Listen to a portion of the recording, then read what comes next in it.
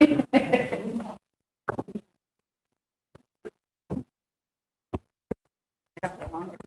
right, good evening. It is 5 o'clock. We will call our Grants Pass District 7 School Board meeting to order. I'd like to welcome all of those who are participating either here live or on Zoom. We would like to excuse one of our board members tonight. Todd is ill and will not be joining us. And Kirk Kolb, our superintendent, is also ill and he will not be joining us. So it is just us running the show tonight, so we'll see how we do.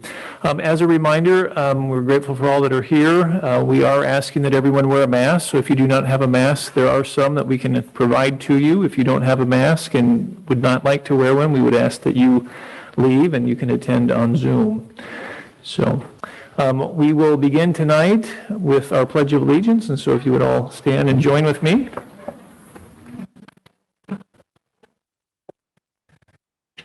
Ready, begin. I pledge allegiance to the flag of the United States of America and to the republic for which it stands, one nation, under God, indivisible, with liberty and justice for all.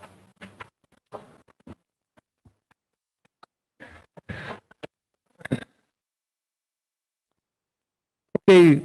We do not have any written communications this evening. We would like to remind all of those who are attending that if you'd like to speak to a specific action item on our agenda, you may fill out one of the blue cards and pass it off to Todd, and he will be more than happy to bring that to us, and we will call on you at the appropriate time. So our first item is our consent agenda, 3.1 through 3.3. We'll entertain a motion to approve those. So moved. Second. Thank you. It's been moved and seconded. Any discussion? All right. All in favor, please say yes. Yes. Yes. Any opposed? Thank you. Tanya, just on our agenda, if you could make a note that we need to change it to 2022 as opposed to 2021. Welcome to the new year, everyone. All right, so tonight we have a number of reports. We have our principals' reports, and without our fearless leader, Superintendent Kolb, I don't know who's going to go first, but we will. Principal Musser, thank you. Elementary today. Wanted to start by giving a special congratulations to our 5th grade Rotary Student of the Year this year, Luke Towsley. Tomorrow we'll celebrate Luke at the Rotary Luncheon and Meeting. Very difficult decision this year. We had a number of students who were very deserving of this award, but we're proud of Luke representing Allendale and proud of all of his accomplishments. Secondly, we were told to only do one thing, but I got to throw this out there. So sorry, guys. They get one. I get two since I go first. I want to give a huge thank you to the anonymous donor who created the Starfish Fund at Allendale. On behalf of the entire Allendale community, we appreciate the donation. And I would like these donors to understand just how much these funds will benefit our students for years to come. So, thank you. That's Allendale.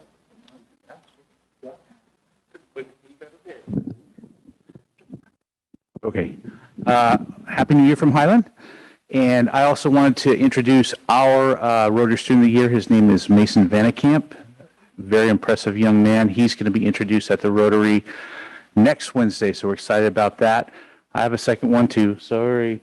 I had a chance to meet with each one of my staff members over the last couple of weeks, and I just want to share kind of a feeling of optimism that they have right now about feeling like some of our basic student skills are starting to, they look like students, and really excited to see growth coming. We did our universals today, and in general, there's just a feeling of they're starting to really kind of click into school, and that feels good as teachers who are really struggling to get a foothold in September. So wanted to share that, and I will pass off to my esteemed colleague from Lincoln. Hi, guys. So at Lincoln, we are super excited because we have a new playground equipment piece that has been successfully installed. Our students raised over $30,000 last spring in a jogathon, and really a huge shout out to Nate and his team, because even through the transition, our playground piece of equipment is in and the kids are loving it. And we also just wrapped up a Playworks reboot. So we've got students that are taking on a leadership role as junior coaches and a school team that has pioneered getting the Playworks program back up and running. So that's been really exciting. All right, Parkside, I had two things also, Jake, but I'm going to stick to one because that's what we were told to do. Yeah, rule follower, that's me, yeah, right. So most of you know that Parkside and Grants Pass High School had a facility dog. Back in 2017, we had Max. I don't know if you ever got to meet Max. Unfortunately, Max passed away just a few months ago. Really sad for Grants Pass and for Parkside. So yeah, it was really, we didn't have him very long. He was only like 6 years old. It was very sudden. So it was really heavy on our hearts.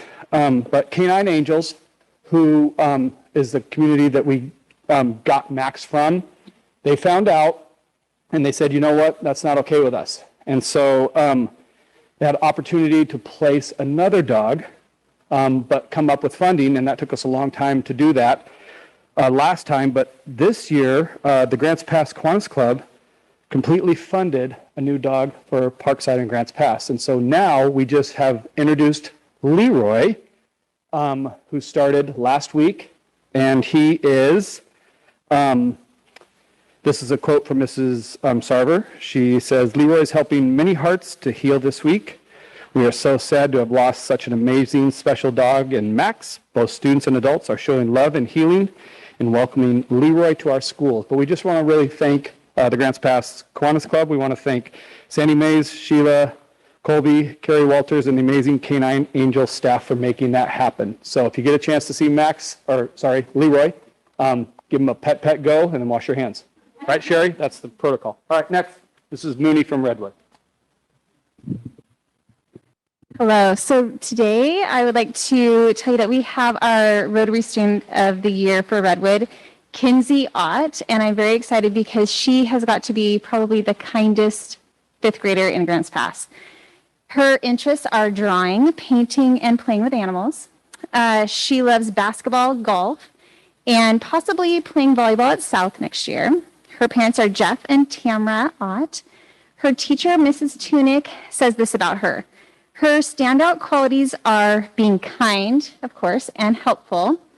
She is like having another teacher in the room. She learns procedures, has an excellent memory, and looks out for others. She goes out of her way to help everyone, and her homework is always complete. She makes her AR goal and is super bright in all areas. So I'm very excited for her. I'm very excited for her to represent Redwood at the Rotary Luncheon at the end of the month. So, and we have Mr. Henderson from Riverside. Well, hello. Life's good at Riverside. Things are going amazing. I am going to just stick to two things. Our Stepping Stones building has been delivered and is being put together, and it's looking amazing. And I just wanted to thank Sherry publicly for making that happen, because that's been a big project for Sherry and our entire district office staff and the board to make that happen. So thank you, because that's a huge commitment, and it's going to start serving a lot more kids. And then our playground, we have about a $30,000 upgrade to our playground. If you guys ever need another job, go into making playground equipment or installing it, because 3 pieces of equipment by the time we installed them was almost $30,000 between bark, installation, and the equipment. But we have a great, amazing hex net tower that the kids can climb on that we can add more pieces of equipment to down the road. We've got a spinning tower where the kids climb on, and it's been in for about a month now, and there's still a line at recess for kids to play on it because I think it's their favorite thing. And then we have about a 45-foot sit-on zip line that's got a ramp on each end that the kids can zip line and go. That mostly is installed. We've been ordered this back in June, and we're still waiting on the top piece to that. We're back ordered, and I think it's just one more complication because of COVID.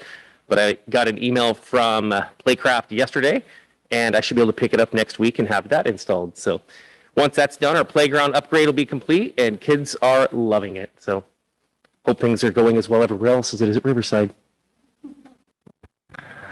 Great, thank you. Any questions from the board? Well, I just wanted to compliment the elementary schools on the GP Express, the holidays things, and I won't take the time here, but somebody asked me, well, which one was the best? I can give you an answer for each one of the schools at what they were best at. They were all really wonderful and unique in one great ways. Thank you. All right. Well, thank you. We are grateful for what you're doing in our elementary schools, so thank you very much. 4.2 tonight are Avid alumni, Director Evans and Assistant Principal Napier. Good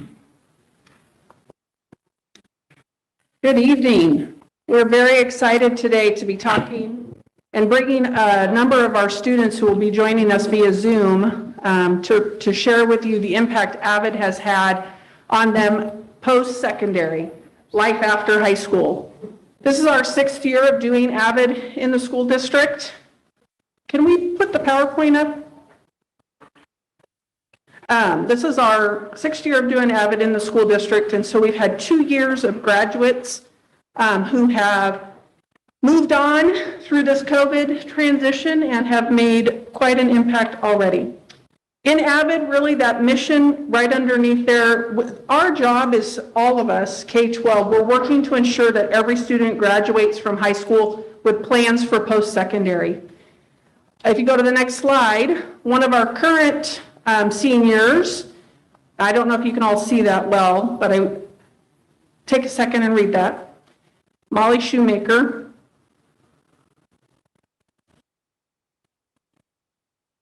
I love that senior picture of hers. Some things should stand out to you in that quote. Academically prepared, confident, and loved. Because if you go to the next slide, what Avid really tries to do and accomplish, how it supports that mission of getting all students to post-secondary, whether it's college or career or whatever their choice is, what we do is we expose students to rigorous academic experiences. That's the number one. Number two is we try to give them high aspirations and confidence to achieve those goals. Number three, it's about closing the achievement gaps and really supporting those underrepresented populations, especially our first generation college-going students. Number four, we're really working, and I need to give a huge shout out to Ms. Napier because Avid has really grown at Grants Pass High School. Through COVID, their fidelity to the system of support that we put in place for all students has really been attributed to her championing the cause. A lot of fidelity and a lot of exciting things happening at Grants Pass High School. And then the last thing that Avid does to support that mission of getting all students to post-secondary is to really help them to get it done. Apply for financial aid, apply for college. Statistics show, and you'll see here in a minute, if you get all those things done, you're more likely to go to college and succeed. The next slide has an infographic. It's really small up there. I'm really sorry. But the college-going framework, the top of that pyramid, right above where it says college and career readiness, that's what we want for all students. We want them to graduate with having experiences with rigorous content. We want them to experience opportunity, knowledge, to learn what are my options after high school, what could I do, and explore all of those options and choose what's the best fit for them. And then finally, student agency. And what that really relates to is the personal skills to move forward, whether it be organization or their communication skills or how they collaborate with with others. It's about having that student agency to really be successful in whatever they do.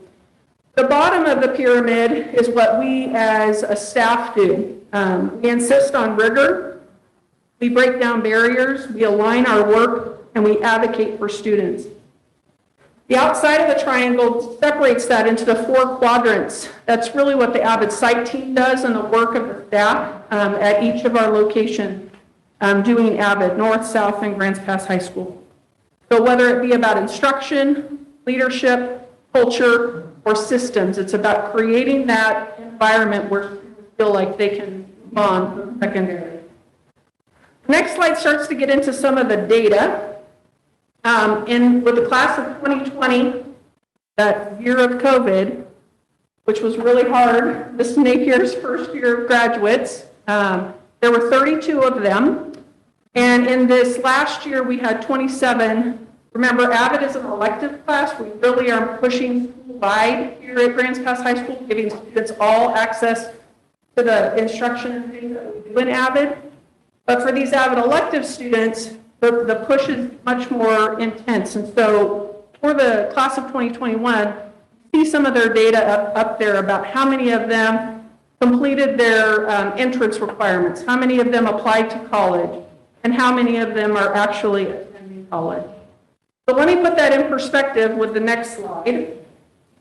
The graph you see on the next slide, that top one, this is the National Clearinghouse is a organization that we collaborate with that looks at all of our student graduate data and tracks it. So it goes back, I think that's 7 years worth of data.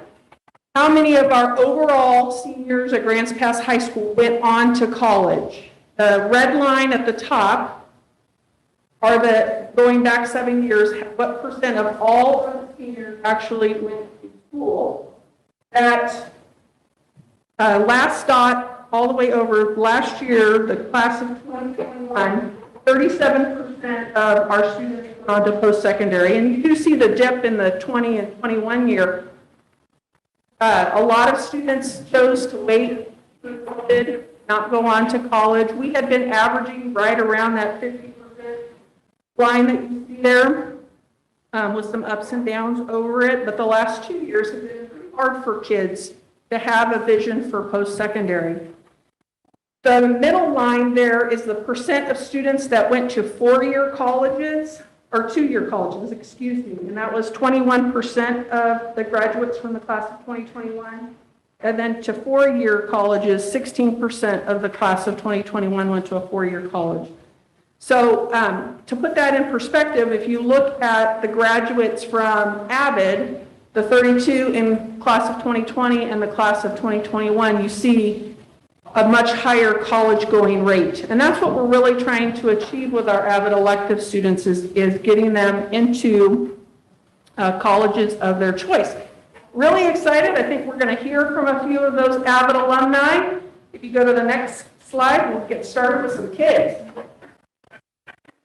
So I'll echo Tricia's comment that COVID was really hard, especially for the graduating class of 2020. Most colleges did not accept people on campus, so a lot of these kids had to either do college remotely, or if they went to a campus, they were stuck in their dorm room. They didn't have activities to participate in. They didn't go to in-person class, so they literally were stuck in this tiny little cubicle for most of their days, and it was really, really hard. So the fact that I still communicate with, I would say, most of the 2020 grads, and most of them are still trying in some fashion to continue on the school track, which is huge because it was really difficult for them to make that jump when we were in kind of a complete lockdown situation. So who we have today with us, and hopefully we'll be able to hear them speak. So Ashley Harrison is a 2020 grad. She's currently at the University of Oregon. Lucas Cook just finished his program at WyoTech, and he'll be able to talk about that. That's out in Wyoming. He's also a 2020 grad. Lindsay Northcutt is a 2020 grad, and she is currently over at Central Oregon Community College.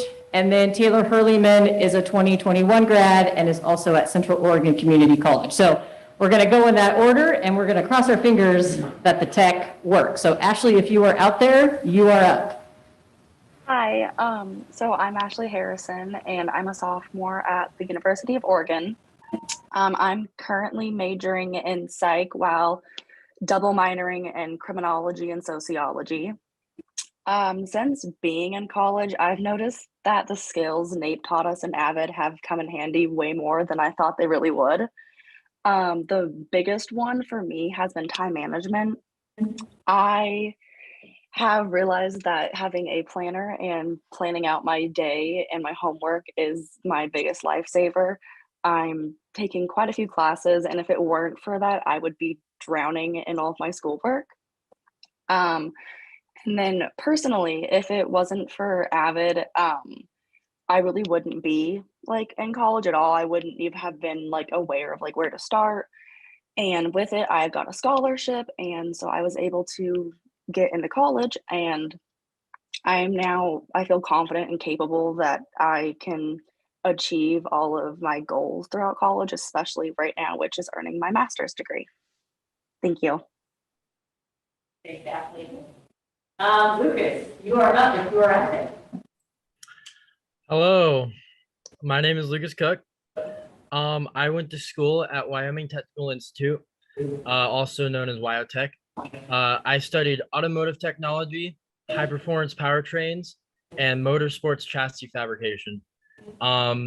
Avid has helped me in more ways than I could have ever imagined. I learned really quick that going into school, I had a much more advantage than my peers, just because when I was taking notes, I pulled out my notebook first day and I looked around, nobody else was taking notes. And by the end of this class, I had the highest score in the class, and I completed everything within 2 weeks of the class. So, and Avid has really helped me manage my time and really just taking notes and being able to be persistent in class. Thanks, Lucas. I remember Lucas posting a picture, and he had his book with all these highlights in it, and it warmed my heart to see that at school with the highlights. Lindsay, if you are out there, you are up. Hello, everyone. My name is Lindsay Northcutt. I currently go to Central Oregon Community College. I am a sophomore. Last year, I studied all online, the whole year for my first year of college. Wasn't ideal, but I got through it. So I'm living in the dorms. And actually, Taylor is like in my friend group. So what a coincidence that we both went to Grants Pass High School and was in Avid together. I am a history major studying art history. Love it. And Avid academically has helped me with a lot of time management skills, I'd say. I really, like Ashley has stated, I use my planner about every day. Every week I plan out everything I need to do in terms of all of my classes and jobs and such. And personally, I think Avid has helped me to understand that if I ever am struggling, I have multiple resources that I can go to. That's whether I need help mentally or if I need help with studies. Awesome. Thanks, Lindsay. It's good to see all these faces. I haven't seen them for so long. And then Taylor Hurleyman, if you are there, you are up.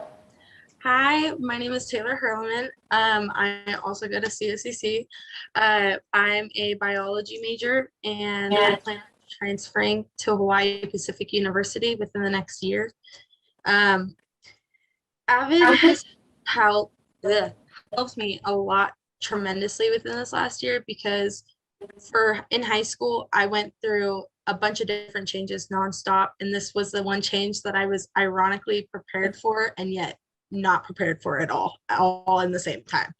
So this last term, I took all classes in person, and like Lucas was saying, it was crazy to go into class and be there and bring out your notebook and like have all your colored pens and like so ready to take these notes, and then you're looking around and nobody's taking notes. It just created this feeling of like, I know what I'm doing type of thing. And Avid has helped me so much, not just in academically, that I have pushed myself so much, and I have held myself to this whole new standard of I need to go be talking to my teachers. I need to get involved, that I'm slowly bringing sustainability into which is something I've learned to become passionate about, because I've talked to my teachers and got involved. And so Avid's helped not only just academically, but a lot personally as well. Thank you, Taylor. Do we do questions? Go to the next slide. Oh. Wait on, kids, and let's finish up this. Don't go anywhere, kids. Might be able to figure out how to do. So this is just a picture. This is Hannah Crocker. She's one of our 2021 grads. She's over at Colorado Mesa right now. And so what we did is we just asked for kind of some quotes from kids that talk about what Avid has meant to them and what they've learned from it that they've been able to take into their future. And I think you start to see kind of a reoccurring theme. It's the organization, it's the confidence, it's the ability to self-advocate, it's the time management, and I think you hear that from all the kids. If you go to the next slide, there's a few more quotes from Justin Ferris, who's down at Grand Canyon University. He touches a lot on time management and being able to stay organized and get all of his work done that he needs to get done, and he's doing really well down there. And then some quotes from our current seniors, and while they haven't gone out into the world yet and been able to take what they've learned, you can see that one of the biggest commonalities in their quotes is the family environment. It's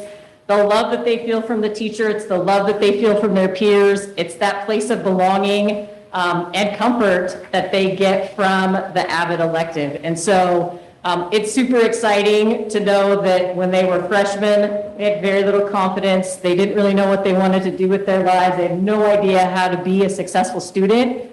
And by the end, as you can see, as they graduated and moved on, the stuff that we taught them is now kind of just naturally ingrained in who they are. And they will take that for the rest of their lives, which is super exciting. Next slide.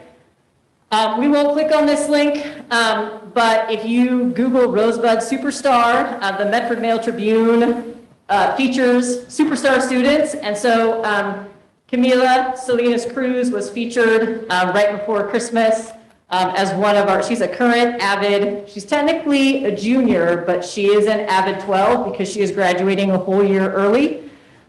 She's a phenomenal young lady, and so you can hear a little bit about her story.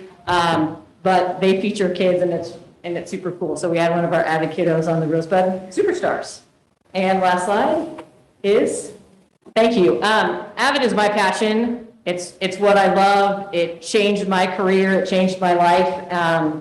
And I have lifelong relationships as a result of it. And so your guys' support of the Avid program means the world to me. But more importantly, it means the world to these kids. And what they're able to achieve because of what they've experienced is amazing. So thank you from the bottom of my heart to continue to support Avid.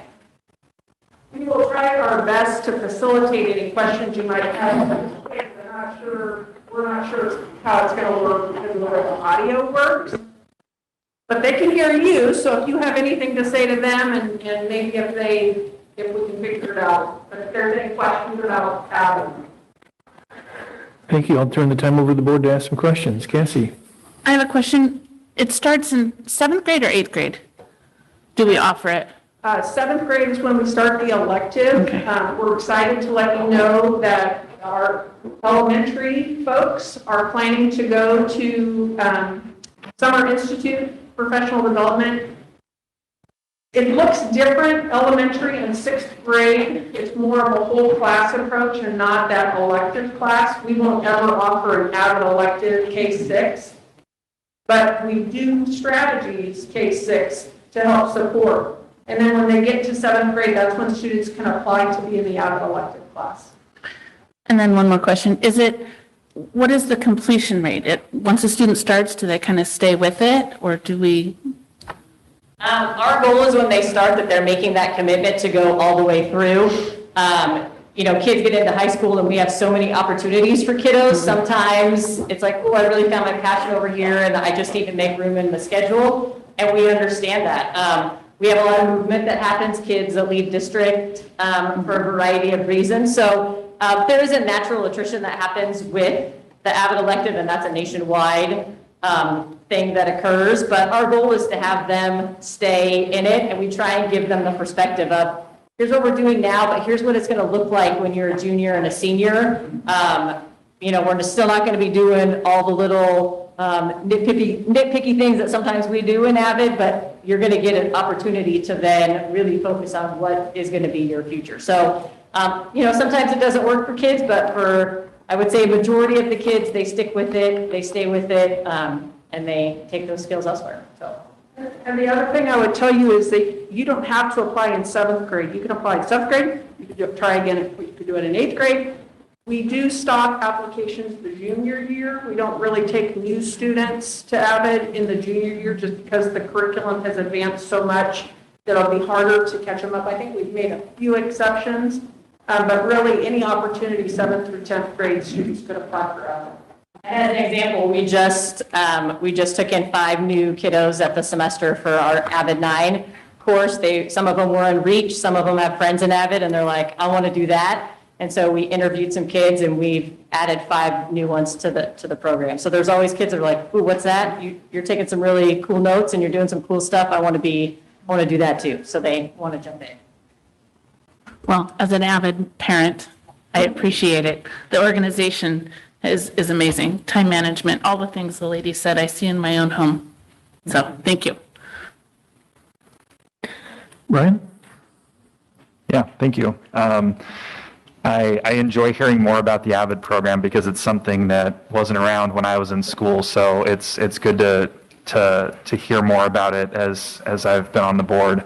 I have a few questions. One is if we're starting in 7th grade and going all the way essentially through high school, it seems like a lot of time. I mean, what kind of content other than like organizational and note-taking, because it seems like you could probably get those habits built pretty early. So as a person is in the program, what other content is there? So the AVID elective is really focused on what's called WICR, which is writing, inquiry, collaboration, organization, and reading. So when we're talking in the 7th grade, we're laying a base level foundation for those kids. On those skills, obviously we talk a lot about organization because I think that's the thing that sticks most with the kids. But we'll build on their writing skills, we'll build on their inquiry skills, we'll build on their collaboration skills, organization is obviously in there, and then reading. And so base level, and then we start to build on that as we go through the process. As an example, with the junior group, we'll really start to focus on, okay, here's a high-level inquiry prompt, let's say that you got from a college professor. How do we break that down? How do we find resources and read with purpose to make sure that we can respond to this prompt? How do we find the right citations? How do we include those within our writing? How do we take large, complicated text and be able to read it and decipher the information? So it's really starting with a base level of skill and then building upon that. Our tutorials, which are, kids present something they don't understand and the other kids help them. By the time they're a senior, we call them collaborative study groups. And so they're working as a group of 5 to 6 kids, and they're, oh, you don't understand this? Oh, well, here's how I think you do. And they work together to solve problems. And that's, when you go to college, you need those study groups to help you study. And so it's building on the skills step by step. So it's not just like, here's all your organization stuff. It's let's just start with this, and then we're going to layer by layer build on that. So by the time you leave us, you know what you should be doing. Great, thank you. And then I also was curious, one of the slides had numbers of students that are going through the program, and I believe it was 32 and 27 the last couple of years. And it sounds like a lot of these skills are things that most of, if not all, students would benefit from. So how can we get these skills in front of more students? Because it sounds pretty important. Mm-hmm. So that's kind of the purpose of the AVID site team. So at Grants Pass High School, we have about 35 teachers and counselors on the AVID site team. And our goal is to really look at those 4 individual components. So systems, leadership, instruction, and culture. And so what our goal is what we call AVID school-wide. So every class is taking notes in a certain way. Every class is learning how to critically read and read with a purpose. Every class has created an organizational structure. So that is our ultimate goal, is that we move that direction. I think we were headed in a great way before COVID, and having been in shutdown, it slowed our progress, but the AVID site team has stayed strong, and we're continuing to move in that direction. One of our goals in PD in February, we're going to really focus on some critical reading stuff. So we're continually pushing our teachers to incorporate these skills and use them in the classroom so that every student benefits from those Wicker strategies. Thank you. All right, well, thank you very much. Excellent presentation, and to the 4 young students that we had join us, thank you very much for your time and best of luck in your studies. Of course, it won't be luck, it'll be avid preparation that will see you through, so continue to work hard. We'll go on to 4.3, Comprehensive Guidance and Counseling Programs. So Director Evans. And I have a team. And team. Come on, Stillwell.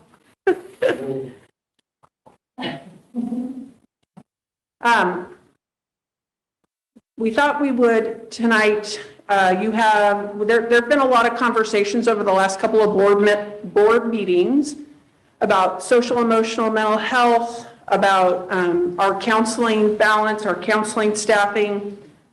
We have a policy on the agenda tonight.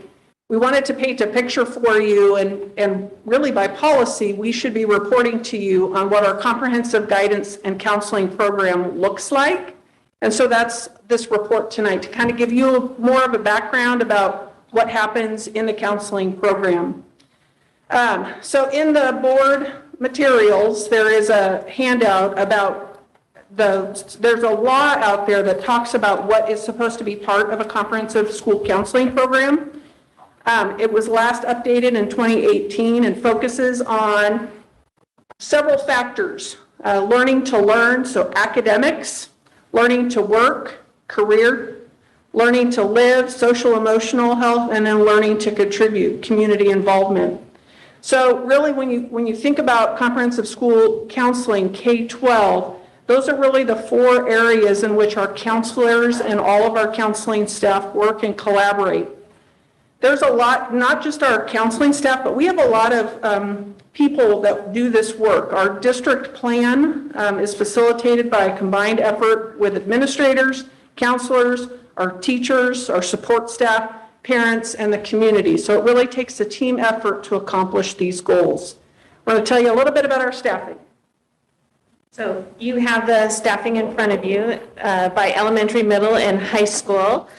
And what we added off to the side, you can see if they are male and female, because that's been a question that has come up repeatedly the past few board meetings. And I think a concern of, do we have equal access for if a female student wants to speak to a female counselor, do they have those opportunities? And so you can see how that plays out across the district. And we do have representation at all levels. What the sorts of things that they do vary obviously by age. At the elementary level, they're really focusing on social emotional skill development, self-regulation skills, collaboration, getting along, basically helping our youngest students become, have the self-regulation skills so that they can be good learners. That doesn't necessarily change as they get older, but it might look different, right, with an older student than it does with let's say, a 5-year-old. They're doing individual work, and they're also doing small group work. They're working in whole classrooms. So it's across the spectrum, all of the different things that they are doing. When we get up through middle school and then especially into high school, then we're focused more on, not more, what gets layered on is talking about credits and making sure that they're ready for high school graduation, and then just piggybacking on what was just presented with AVID, being ready for post-secondary plans. We think the idea of a comprehensive counseling program really underscores that old adage that it takes a village to raise a child. So if you look farther down on your handout, we have contracted services that we have partnered with our local Options for Southern Oregon to help support our staff and kids for the needs that they have. And there's quite a few of them. In the last couple of years, we've actually put more dollars towards those services for those people with very specialized skills to help our students kind of navigate their days, learn those life skills about self-regulation in particular. We know how important that is to the learning process, as well as just getting through life. And so you can see the numbers of staff that we've got, that we're contracting with, in addition to our own staff that we have. We basically sort of tap out options staff every year. They are perpetually looking for staff to help support the needs that we have in our buildings, because the need is so great. And we've also seen in COVID that need become even greater. And so those services this year, for example, adding in full-time skills trainers for elementary schools has been a great, look at my elementary folks here who are all nodding. How did we ever live without these folks, right? And so we know the need is there, and we're now able to better meet the needs of our kids. On the back, the second page of our handout really kind of gives you an overview of all of our programs and what we do to support. I think Susan hit on a couple for elementary. We didn't practice our transitions very well. Yeah, so it was just interesting to take what, at first, like, well, what do we do for counseling? You know, like, big picture, it was like, well, what do we do? But then when we really analyze what we do, it's so ingrained in the processes that everybody has at our elementary schools that sometimes we don't think about, like, yeah, we do a lot of different things. And so it was great actually to have this exercise to put them in the categories in that framework. So I'm not going to read it to you, but RTI, our RTII system is integral at elementary and very important to the success of both our behavior and our academic systems. You'll see a lot of overlap of things. RTI is on there multiple times. Also, PBIS is another one of our systems that we use to support our students and to make sure that both RTII and PBIS systems to make sure that students aren't slipping through the cracks. You've always got the ones that make their presence known well, and we will attend to those students' needs, but we also don't want to miss anybody just because they're not maybe, knocking on our door, getting our attention in a really overt or loud way. Another addition that the board supported pre-COVID was our learning centers, and we've been able to add staff to our learning center, and they are certainly an integral piece of our whole mental health and behavioral support system. And then we already touched upon Todd spoke about the added skills trainers, and then having our full-time BISs, behavior intervention specialists, being able to, first of all, to have them in the first place, and then to move from part-time to full-time in each school. It is the reason I think our schools our elementary schools are in the positive place that they are, given all the challenges that our students are facing this year. A lot of those systems continue in middle school. In addition, we have the career class we have at 7th and 8th grade. We have health classes where we deal with some of the social emotional stuff. AVID starts in middle school. We do work with the juvenile justice, starts some prevention work in middle school for us. And so that really continues. Then it really starts to ramp up. 7th and 8th grade is all about getting ready for the high school and starting that education plan and profile, and what do I see myself doing way down the road, and how do I set a course and a plan to do that. John's going to share with you a little bit more about what the high school does and how the workflow in the counseling center actually is pretty immense. Good evening. So to capture, I guess, the day in the life of the counseling office at the high school, I had staff collect numbers, tally marks on the volume, just to get an idea. And that doesn't include COVID tracing mixed in. I also asked for them to just try to give me a list of why do you see students, just the variety. And so I'm trying to capture that for you today, or tonight. So on an average day, we have about 70 students that walk in without an appointment, just to ask and talk to somebody. We have about 60 phone calls coming in that are directed into different locations. So we have about 7 parents that walk in without an appointment, just to talk to a counselor. Throughout all that, the duties that the counselor goes through. They obviously attend meetings. They have IEP meetings. They coordinate with teachers on the success of the students, which might involve a face-to-face. It might be part of a 504 coordinated meeting. They will help that student connect with outside agencies, whether that be in person or a phone call, all the time. And when necessary, they also report abuse as those reports come in. The counselors work with students on simple stuff like organization, much of what you heard with AVID. Students struggle with that, believe it or not, on the average. They look at finding a balance between their job, their home life, and their school responsibilities. How do they finish all that homework while they're working? They talk to others, the students, about how to solve conflicts, right? Part of that social emotional regulation of staying in class, staying engaged in learning is being able to set aside all those conflicts and just focus. They also go back and, if it doesn't work out, they'll help that student clean those up the best they can. Sometimes they're a mediator between parents, between peers, between other staff. Students will come in and ask for a letter of recommendation. They're asking also to be a reference for a job application of counselors. They talk about eligibility requirements for sports. They also, look at their graduation progress. Sometimes they just come in because they're worried about a friend, and they want a trusted adult to know that somebody's going to check in on their friend to make sure they're okay.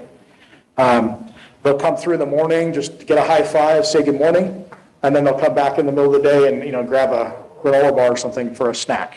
The counselors work with parents all the time on future plans, working through tough challenges that their student is having, whether it's in school or outside of school.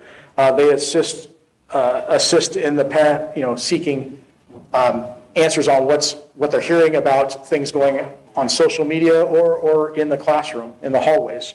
We assist with those. We assist with all the technology on getting that parent connected with PowerSchool and Canvas and Parent Square to get all that information. So each day is different, and that was just, again, trying to give you the vast variety of different things.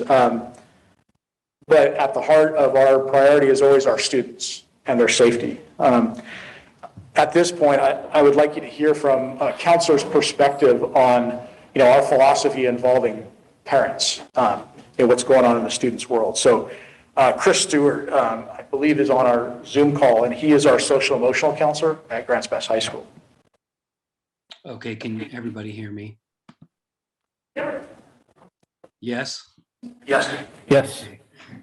Well, my name is Chris Stewart. I'm the mental health counselor here at the Grants Pass High School, student support counselor. I just want to talk in regards to student disclosures and how those unfold in regards to our overall working philosophy here at the Grants Pass High School and basically district-wide.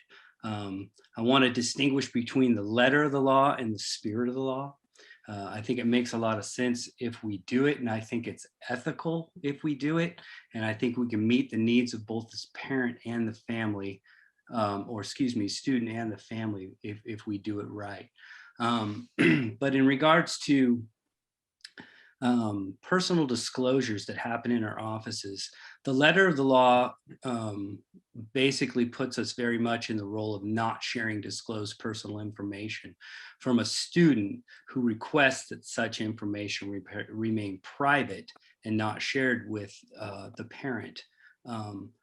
Such confidentiality will never include information regarding thoughts, feelings, or plans to harm self or others, or if someone is harming the student.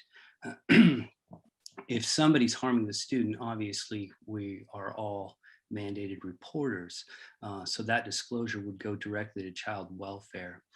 The spirit of the law is really what I want to highlight, and that's our working philosophy within the counseling department. And it offers our counselors the working knowledge that most effective outcomes for students that are in challenging situations are often achieved when these students are not in isolation, but but or not in isolation with the problem, but instead have that pre-existing social or emotional support around them during those difficult times.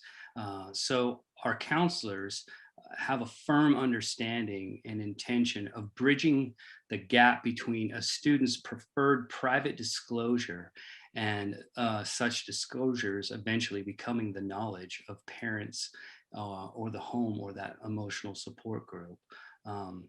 So yes, being school employees, we are on the front lines of many first-time student disclosures. I think if you look at the amount of DHS disclosures, or excuse me, reports that were made in 2019, the spring, according to the spring of 2020, you see a drastic drop. I think we account for over a third of all statewide DHS reports. But depending upon the nature of that disclosure, we're always in the role of bridging the gap between student and parent. And we rarely take the position of excluding parents from those personal disclosures, because I go back to the fact that most effective outcomes are when students are not in isolation of the problem, but have that support around them. And so that's one of our greatest goals, our greatest intentions, is to involve the parent and that support group with this information. When a child comes to our office and discloses certain things, and they say, usually our first question is, have you told your parents? And when they say no, we sit with that, but we don't allow a student to simply dictate that that's where the conversation ends. Then we start processing ways in which we can be that bridge and help that student really inform the parent, again, because they're going to be more successful when that support group is around them. So often, I think sometimes the public may have a very different position on how we address these issues, and just kind of sit back letting kids dictate how these disclosures unfold. But according to our district-wide philosophy and working philosophy, not only can we abide by our policy of confidentiality, but we can be right by the student and the family by making sure that we are the consistent, safe bridge that can gap that information, that we can basically create that opportunity for the student, encourage that student to eventually make that disclosure something that the family is privy to. In a short 15-minute presentation, it was important for us to make sure you understood the full breadth of our comprehensive guidance and counseling program, K-12, and all that we do. Chris, I want to thank you for being so eloquent tonight and addressing that question and conversation, and would open it up to any questions that the board might have about our counseling services. Right? Yeah, thank you. I had a few questions. The first one is, I think I know the answer to this, but I just want to make sure. I'm seeing on here there's two different categories of counselors. There's school guidance counselors and there's social emotional learning counselors. And I was just wondering if someone could kind of explain the difference between those two types. Sure. So our guidance counselors, there's a certificate program that they would go through, much like a teaching certificate program. Usually takes a year to 2 years to complete that. It is a special certificate. Their expertise is, working with students on, what we've talked about, plus and guiding them in their future goals. Whereas the social emotional, Chris, we're lucky to have Chris. Chris is a licensed therapist. He worked through Options. He worked our partnership with Options for many, many years before we posted a position and wanted to add another resource for the high school. And so he is much more of an expert in working through those with students in crisis and with all those really interpersonal type relationships. Great, thank you. And then you also mentioned that on average, you might see about 70 students per day. I know that obviously varies, but do you have any sort of anecdotal data about the ratio of male to female that you see? Is there one that's higher than the other? So yeah, that number is trying to quantify the volume. It seems like a lot more the way our counseling center is set up downstairs is kind of the hub of the high school. So every student coming through from the building usually goes through the counseling center. Some of them obviously are stopping for service. Some are going through to the main office. We did not track. I just asked for tally marks on how many students are coming through and kind of where they're headed. We didn't track male, female. No, sorry. Okay, thanks. Sure. Gary? At what ages are we talking about that students would come in and share things with a therapist that wouldn't be disclosed to parents? I can answer that question. Is it Mr. Richardson? Yes. All ages. And that has to do with our mandate, and that has to do with our mandate as a mandated reporter. I've worked in the elementaries. I worked at Riverside with Susan when she was the principal there. I worked with Renee Cardiff when I was at Options at the middle school, and I've been at the high school for over 8 years. And in any of those positions, I always heard a disclosure in which I became a mandated reporter. And when as soon as I'm a mandated reporter and I give that information to child welfare and I make that report as the state law requires me to do so, I am not to be notifying the parents that I just made that report, because that will impede an investigation. DHS and child welfare often asks us not to tip the parent that we've just made a report. You don't want a parent that's technically abusing a child to make the child recount their story or what have you. So if you're working with children, I mean, in a nutshell, you're going to be in the position of hearing a report that you're going to have to, or hearing a disclosure that you're going to have to make a mandated report on. And so in every facet of public school, you will always be in a position where you do not disclose certain information that's disclosed it could be in the classroom. It doesn't necessarily even have to be in the counseling center. Kids will just simply disclose certain things to people who they feel are safe. And the data shows that. There was a massive drop in reports as soon as COVID hit. So. And I understand that we've, last couple of years, I think, gone through the mandatory reporter training. I think that was one of the laws that got passed as boards got added to that list. And so you've chosen to talk about the most extreme example, of which we all understand that the law says not to disclose, but I'm more interested in that area where the public really has a concern, because children are children. Their brains aren't fully formed. Their opinions, their views on life aren't fully formed. This is something that parents deeply care about, and now we have a district employee essentially starting to guide those attitudes, choices that the child might make, possibly without the parent knowing about it. And we're not talking about the ones that are, cut and dried legally. We're talking about the gray area stuff. So how as a district do we navigate that so that we aren't interfering with that parent-child relationship?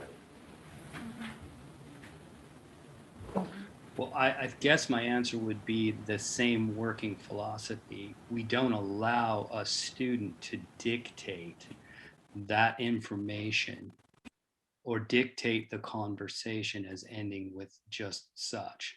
I mean, I can speak to the counseling department at the high school, and we're in constant consultation with one another in regards to any form of a disclosure that is personal, that the student is not sharing with the family. And so we don't, you mentioned the word, you said we shape and form choices. And I guess I would probably argue the point that no, we don't shape and form choices at all. We listen to information, and that information is heard. And the only thing, often, I would say 9 out of 10 times, the question is, have you told your parents? And then we can remain confidential, but we don't remain neutral in regards to what's the best outcome for that information. And that's the crux right there. You don't remain neutral just by remaining confidential. And we are of the mindset that when you hear such a disclosure, you incorporate the emotional supports that pre-exist within that home, because clinically, both clinically and academically, when you incorporate such pre-existing supports, your outcomes are just more effective. So I think the assumption is that we are forming choices, and we're not forming choices. We're simply listening to information.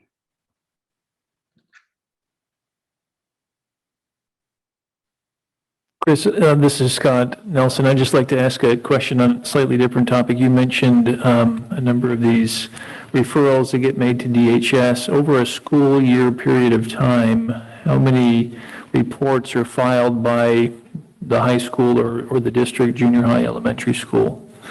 Can you give us kind of a ballpark figure of how many reports are sent off? I can give you a really bad ballpark figure, to be quite honest. I would guess we probably make, I want to say, sometimes it's seasonal. You know, it goes up right when the kids first come back to school, right when the kids first come back from break, right before they leave for summer break. So you see that fluctuation in reports. But I would say that on average at the high school, we probably have anywhere between 5 to 10 reports that need to be made to either DHS or law enforcement. And either one of them can be directly related to a mandated report.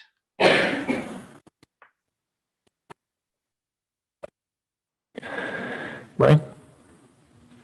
Yeah, thank you. So I really appreciate the breakdown of the male and female staff by school or by elementary, middle school, and high school. Correct me if I'm not reading this right, but it looks like both of the, I guess, mental health counselors at the high school are male. Is that accurate? Brian, kind of talk to you overall about staffing and hiring. That is correct. We did have a resignation just a week ago, and so we have one opening in that field right now. Okay. Yes, so hiring practices, we had a guidance counselor opening this past summer, and we spread the recruiting net far and wide, and I am proud to say we had one applicant, and they were a male. And so we hired that male. Thankfully, it was a very strong candidate and has done a wonderful job so far meeting student needs of all kinds. I'm also proud to say we have 2 staff members here at Grants Pass High School that are in, one's a classified office position, another one is in a classified career center position, both female, that are going through a counseling program. And we're very excited that they are in the process of becoming licensed counselors. So we are aware of that gap, and we want to really achieve that. I know at least one student in attendance has pointed that out, and we really do strive to try and have a balance there. But of course, we can only hire who who applies. Sure, yeah. I could foresee there being situations where female students may feel more comfortable with speaking about sensitive things with a female counselor. Do we have anything in place? I see we have one female at Gladiola. Is there any opportunity if a student would like to have a female that they could request that, or does that mechanism not exist currently? It does exist, but we can probably do a better job at the high school of just making our students aware of that, because we understand sometimes it's just a perception. They see a male or a female and may not know that they can make that request. So we can do a better job of advertising that. Great, thank you. Any other further questions from the board or comments? All right, thank you very much. We appreciate your presentation. We do have one community member who'd like to speak on this issue. Rob, I'm not going to try to slaughter your last name, but Schaffler, is that correct? Okay, very good. All right, well, grateful for your presentation, Chris. Thank you very much for joining us and for your comments. That was insightful for the board to hear. Director Cantola, we're going to go to 4.4, volunteers at a glance. Well, I didn't bring a team, so I think I'm in trouble. Do the best we can here, though. So Susan said I get one quick shout out and then I can do it. So back over here, they've been here for several meetings, doing a great job. Jake Wood and Wade Drake running our technology. Good job, guys. Appreciate it. So, Brian, I think you asked last board meeting, maybe? You had a situation maybe at Highland, if I'm remembering correctly, where someone had said, man, this is kind of hard to get to be a volunteer. And so the answer is, yes, that is correct. So the process has become more and more arduous, I think, as time goes on. Get another layer added onto it here and there. Just within the last couple of years, we've had 2 layers added on to becoming a volunteer. Hopefully one of them is temporary. One of them is not temporary. So just to walk you very quickly. So anybody who wants to volunteer in schools, we have to do a couple of checks. And by policy, by state statute, we have to do what's called a Senate Bill 155, which is to check to see if there are any ongoing investigations of any kind of sexual misconduct or sexual conduct taking place. The other one is just the quick background check that goes to the state little background check service that we have through the Northwest DSD. That doesn't cost them anything to do either one of those 2 things. They just have to give information. And that suffices for anybody who's going to be a volunteer in any of our programs or any of our schools that are not going to have unsupervised time with students. So and then you add, and then the other layer that they also have to do now that's been added is the vaccine mandate. And so you have to have proof that the vaccine has taken place, or you have to have a religious or medical exception processed as well. So those are the steps right now everybody has to do. In the school, I called it $1 million question, but it's actually a $71.50 question. Are you going to have unsupervised contact with students or not? And really, we rely on school administration to help us make that determination. Give you a good example. I was going to hassle Todd, and he didn't even show tonight. The poor guy, he's sick. You know, the music program, real good example. If I'm in orchestra, parent, and I am doing the gift wrapping at Fred Meyer, and I have just my kids, I don't necessarily have to have the fingerprinting. But if I have somebody else's students with me and I'm alone there with them, then yes, we have to have the fingerprinting. I saw Todd pulling equipment onto the field during the band performance. That's something that you can do without having the fingerprinting. So we really rely on schools to do that process for us. So we do give some help. The music program, I think if you see the numbers, they are our biggest volunteer group right now. I think we have 149 signed up this year. We have 49 of those that have been fingerprinted. We found out, I got a new person in my office that came from the music department. We learned there's some things that where they are unsupervised, and yes, we do need to do the fingerprinting, and so we were more careful about making sure that happened. But it was a big number, so Sherry graciously provided some support we provided a person to go to the music when they had an event so that volunteers could sign up on the site and that kind of stuff. And so we helped pay some of the fee this first time around, and then we made ourselves available at a easy location for volunteers to get to. But yeah, it's not an easy process, and for good reason. Sherry could give you numbers about the sexual misconduct lawsuits and those types of things. I could give you a couple of examples just from our personal stuff. Met with Lieutenant Hamilton today. He said he'd be happy to come share with the board a number of things in our own community as to why it is we do the fingerprinting background stuff. So there's a good reason why it's complicated and they have to go through it. That's all I have. If you have any questions, happy to. It looks like Brian would like to pepper you with a few questions. So, All right, Brian. Thanks, Danny.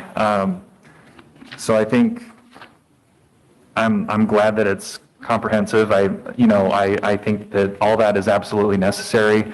I think what I was hearing was more about the fact that some volunteers have to pay to be a volunteer. And so I think my concern was more around that.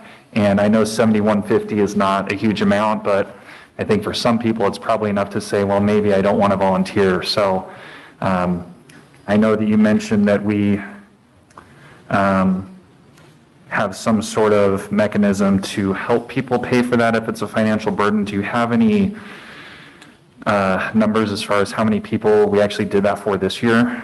We paid $2,300 approximately for volunteers, and I know a lot of that was the music to get started. So Sherry, we ran some numbers, and so that's how much we paid this year. So that's, would you break that down? I don't know about half. Yeah. So, okay. So of the 78 that had to pay that amount, it sounds like about half, because the whole amount, if they all had to pay 71, was about $5,500. Yes. So it was about half. The other 2,500, I don't know that it would have any effect on our budget if we just went ahead and had some sort of mechanism where we paid that for people. Even if we had some sort of really low hurdle where they, after 8 hours of volunteer work, they were reimbursed, or if we just bit the bullet and just paid that $71.50 for everybody, I don't think it would hurt us financially, and I also think it might get us more volunteers. So I don't know if that's something to discuss on the admin, or if the board needs to discuss that. It's actually in board policy, and so it is something that the board has the authority to change. And I think our board policies say that volunteers pay for their own fees.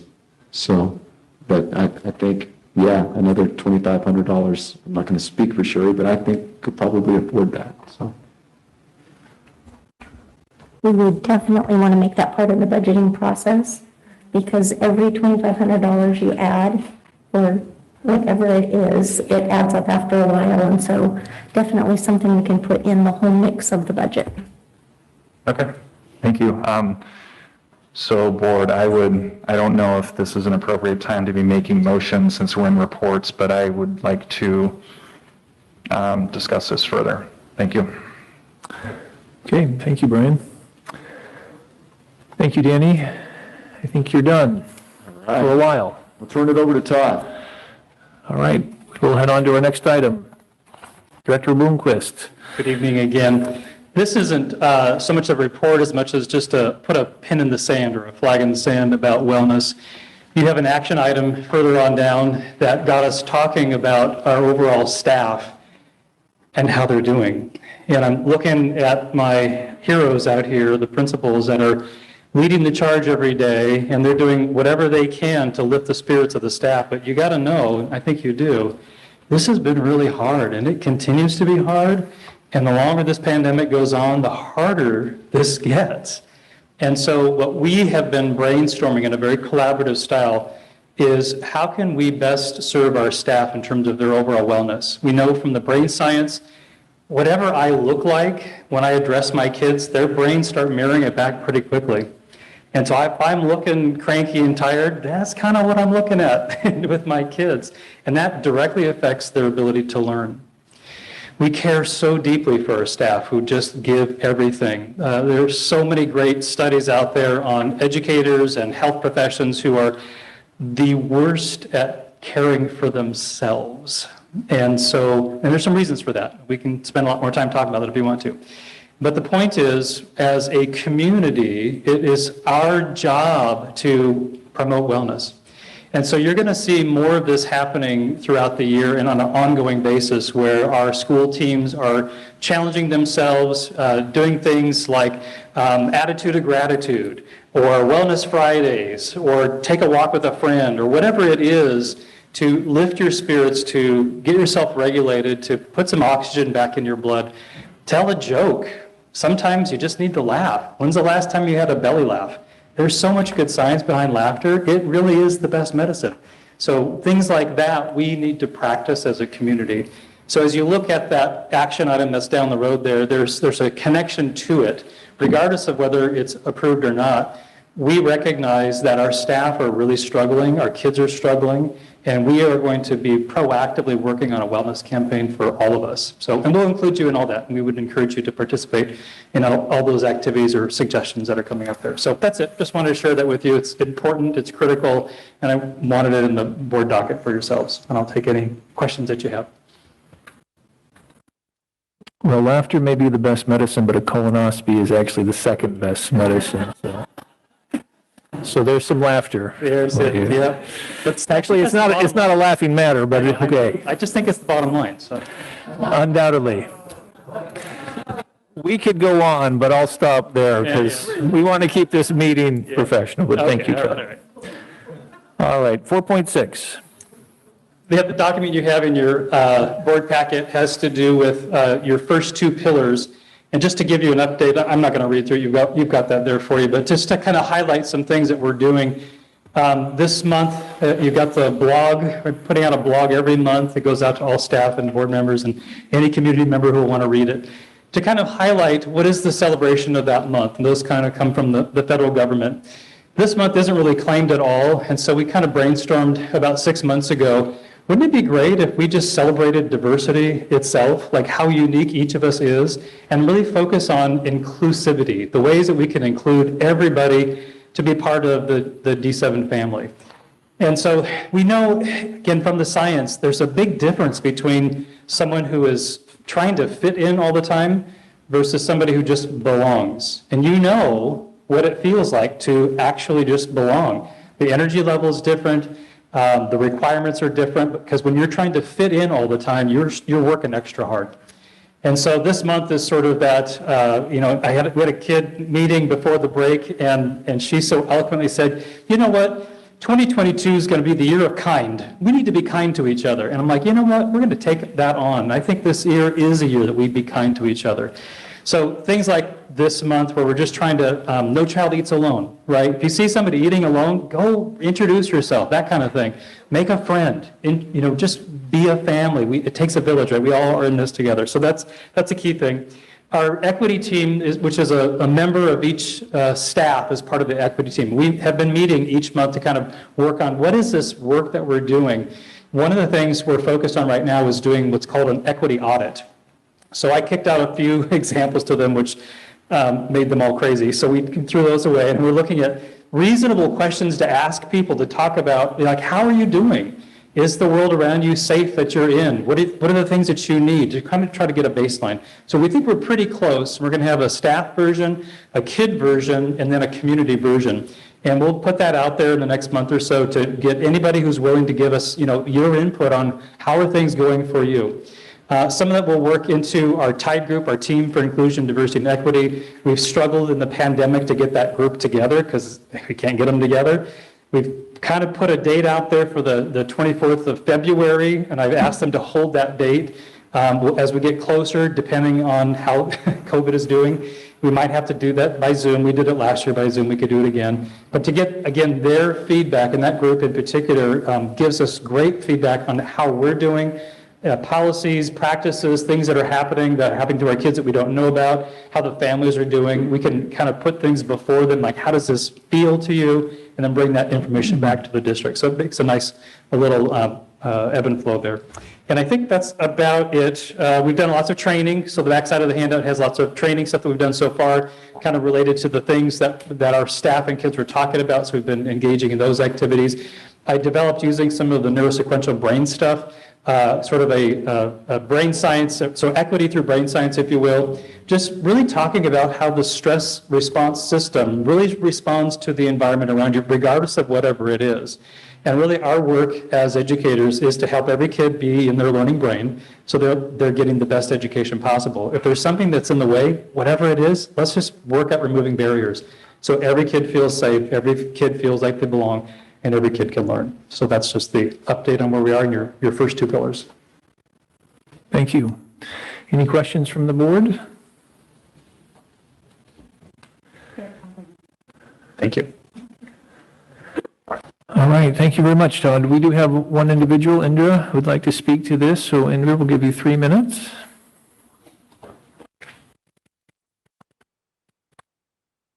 Thank you. I don't mean to come and speak at the meetings, but I just feel compelled to speak when I see stuff that's coming out on the agenda. And I want to thank, the principals and teachers. It's a tough time, and kudos to you for what you're doing in the classroom. Nothing that I say I want to take away from any of that. It's a tough time. It just struck me, as we said, laughter is the best medicine, that we can't even see each other laugh. It's just sad. And this is what we're doing to our kids in the room. So with all this emotional, social learning and intervention and behavior, none of it really matters when the kids are being abused and masked up in the school. And then you have Dr. Bloomquist, I guess, talked about teams coming together to help the kids. And where are they? They're too scared to come form a group and have to be on virtual. I could get a group here today of many parents and teachers who are happy to sit with kids without masks, teaching and learning and laughing with them. And that's what we need. And it's up to you, or the board members. You make the decision. I get that all this stuff comes down from the state that you have to do, but you don't have to do it all. You can protect our children. And I don't feel like we're getting that. Chair Nelson, just tell me, I know I'm rambling a little, but 40 staff I counted on behavioral and intervention. It's crazy. What are our kids learning? Parents send them to school to learn academics. I never hear at these meetings, rarely, about what we're doing for academics. They are going to go out 2 years behind or more because we're so worried about keeping them in a safe space, whatever that means. And they're not going to be able to succeed. And I'm not talking about my kids or kids of parents who are probably here because they are learning at home. But I'm talking about the very kids you're trying to protect and keep safe are going to be so far behind in history, in math, in reading and writing that they will not be able to function out there. And you can't keep them safe forever. The world is a tough place, and we all have to make our way, and they will too. And so I feel like the school has become the overprotective mom, taking rights away from the parents who should be doing most of this. And yes, help the kids who need help and don't have parental support, but it's not an all-inclusive group. And I'll send my thoughts out to all of you. I don't want to take up more time. Thank you so much. Thank you. All right, board reports and special concerns. We have Doug Nelson, who represents McPherson and Jacobson, who the board has hired to help in our superintendent search. Doug has been here for the last 24 hours, I believe, and is going to be here tomorrow, continuing to meet with various groups, and is here to give us an update and a report on our process. And so, Doug, thank you very much for being here, and we will turn the time over to you. Well, thank you very much. Thank you to the members of the Board of Directors for engaging us. I do have some sad news. Tom Jacobson, who was The Jacobson in our firm passed away yesterday, which is a shock to all of us.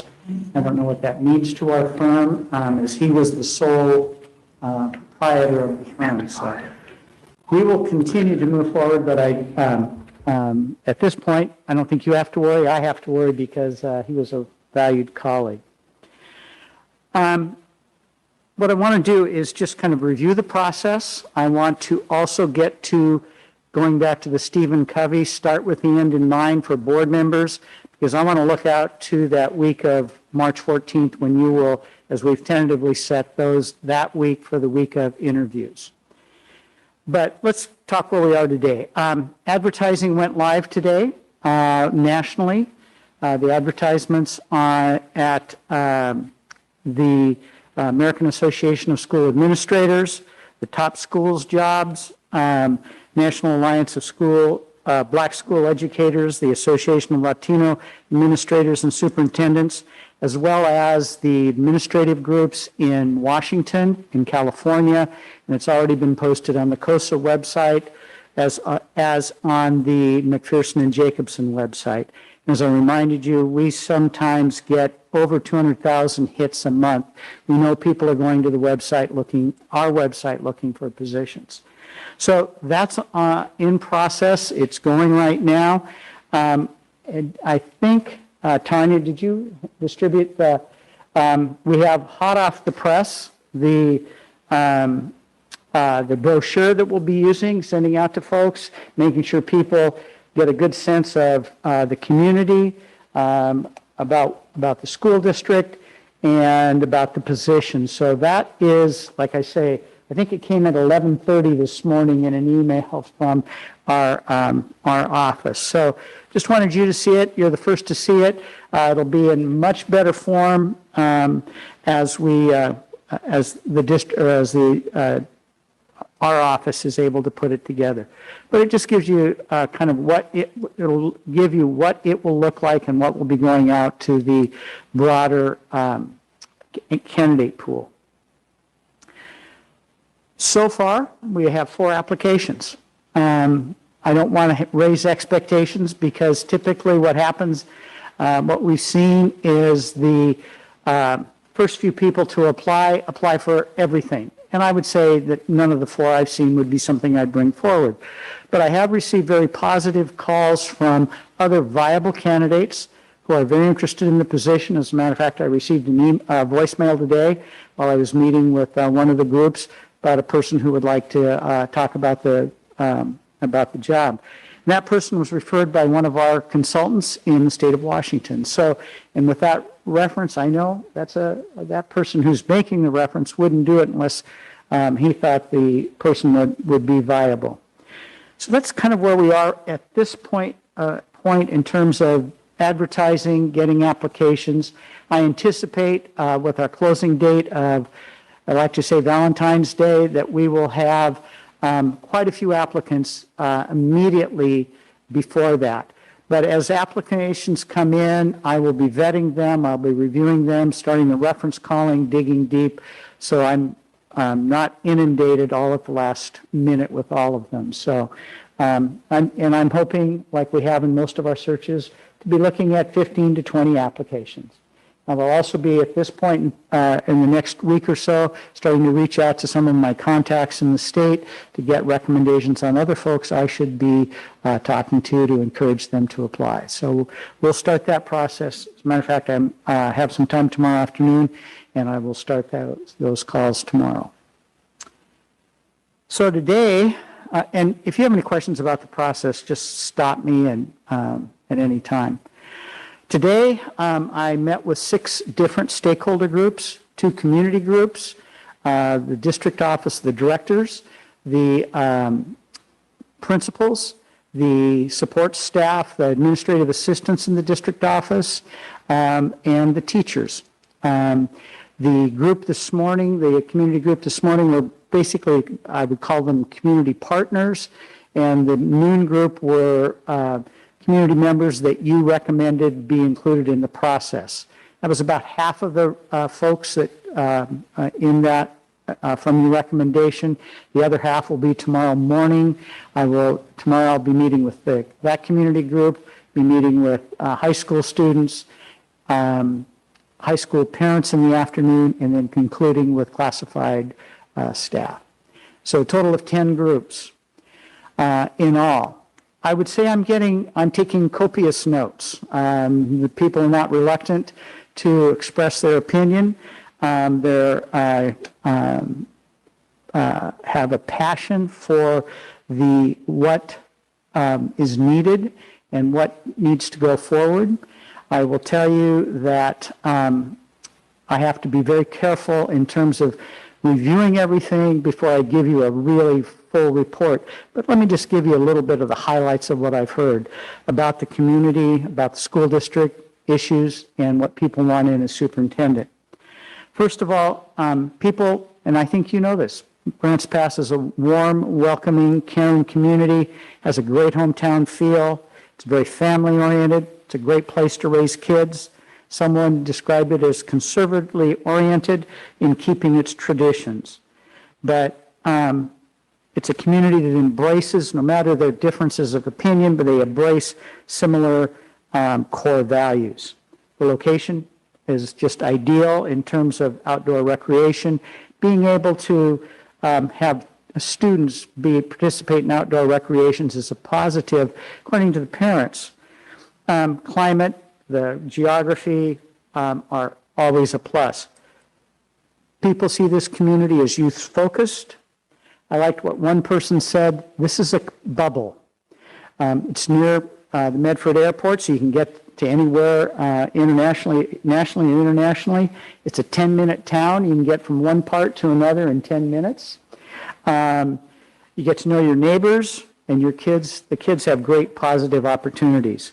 As one person said, it's living in the Hallmark Channel dream. So this is a way to describe this community. Excellent police and fire support. Kudos to the hospital. That people feel really good about that. The health care from the hospital. Lots of people willing to support and give back. High volunteerism.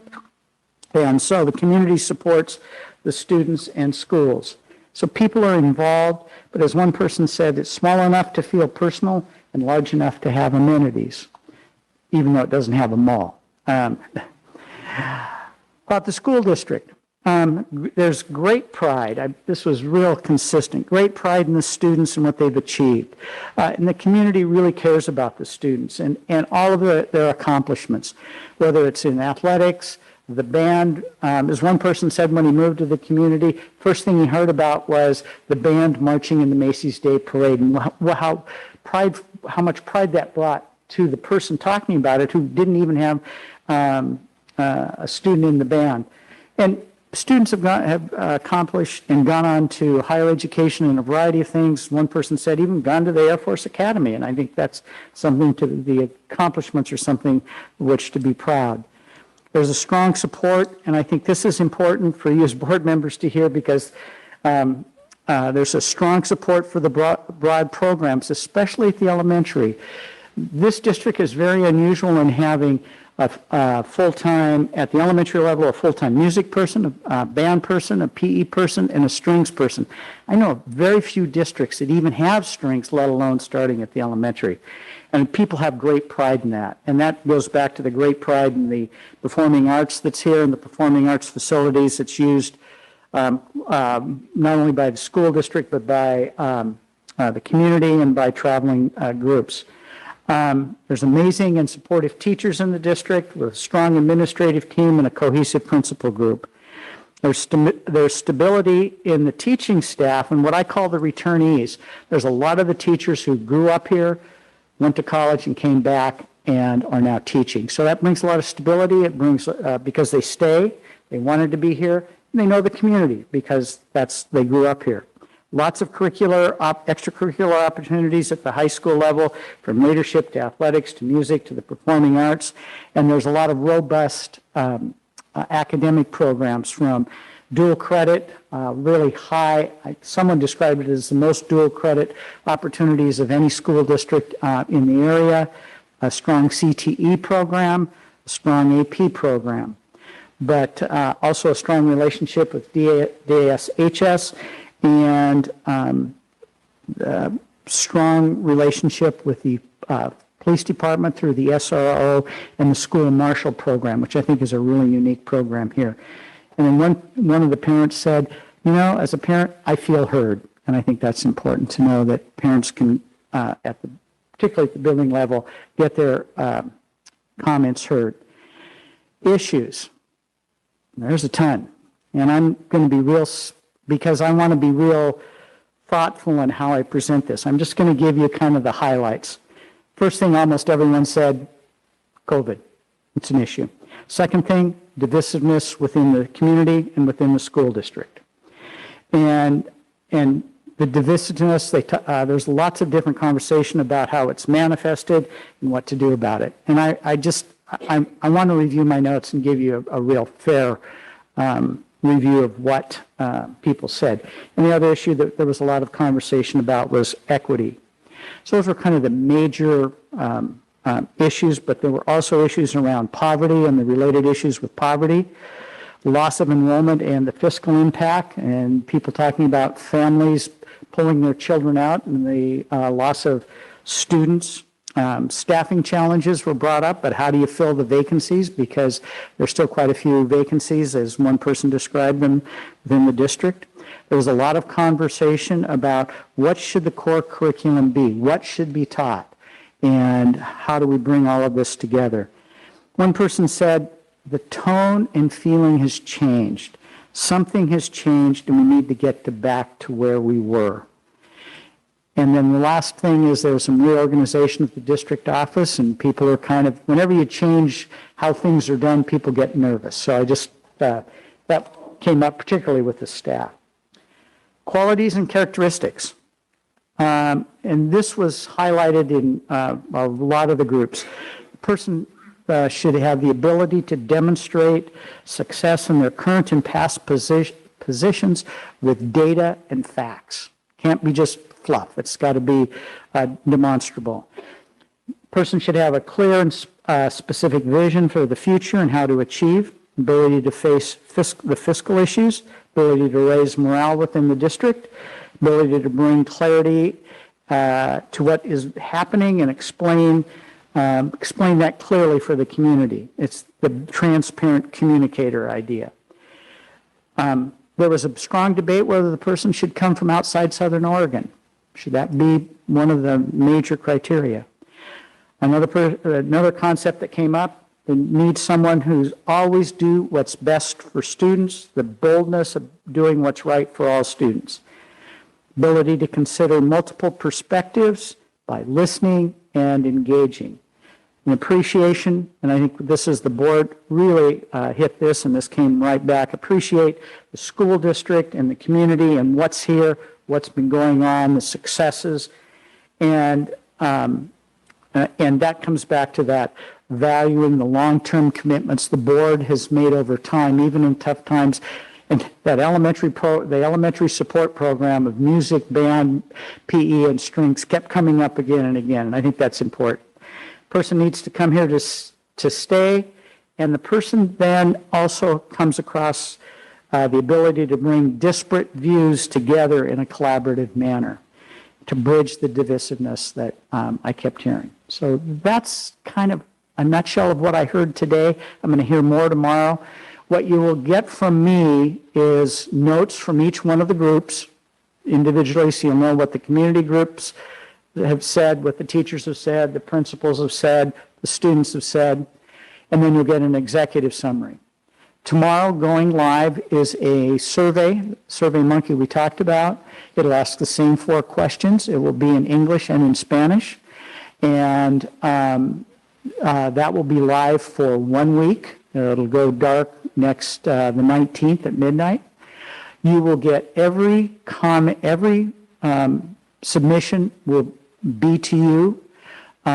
You will see them all. The only thing that you won't see are names, and you won't see any profanity, misspelling, poor grammar, typos, whatnot, you'll see. But you will be getting then in the near future quite a bit of information about what the members of your community, members of your staff are thinking in regard to the selection of the next superintendent.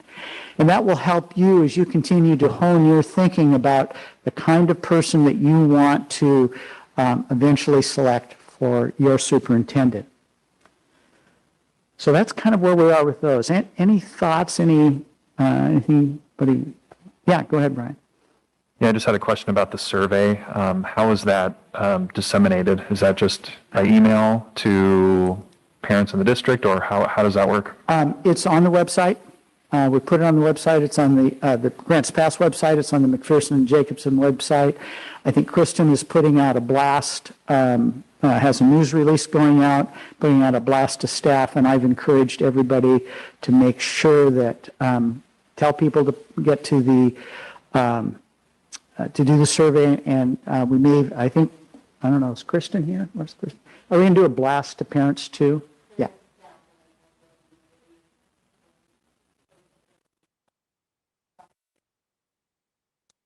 Yeah, we want as many people the opportunity to respond as possible, so you'll get a lot of information.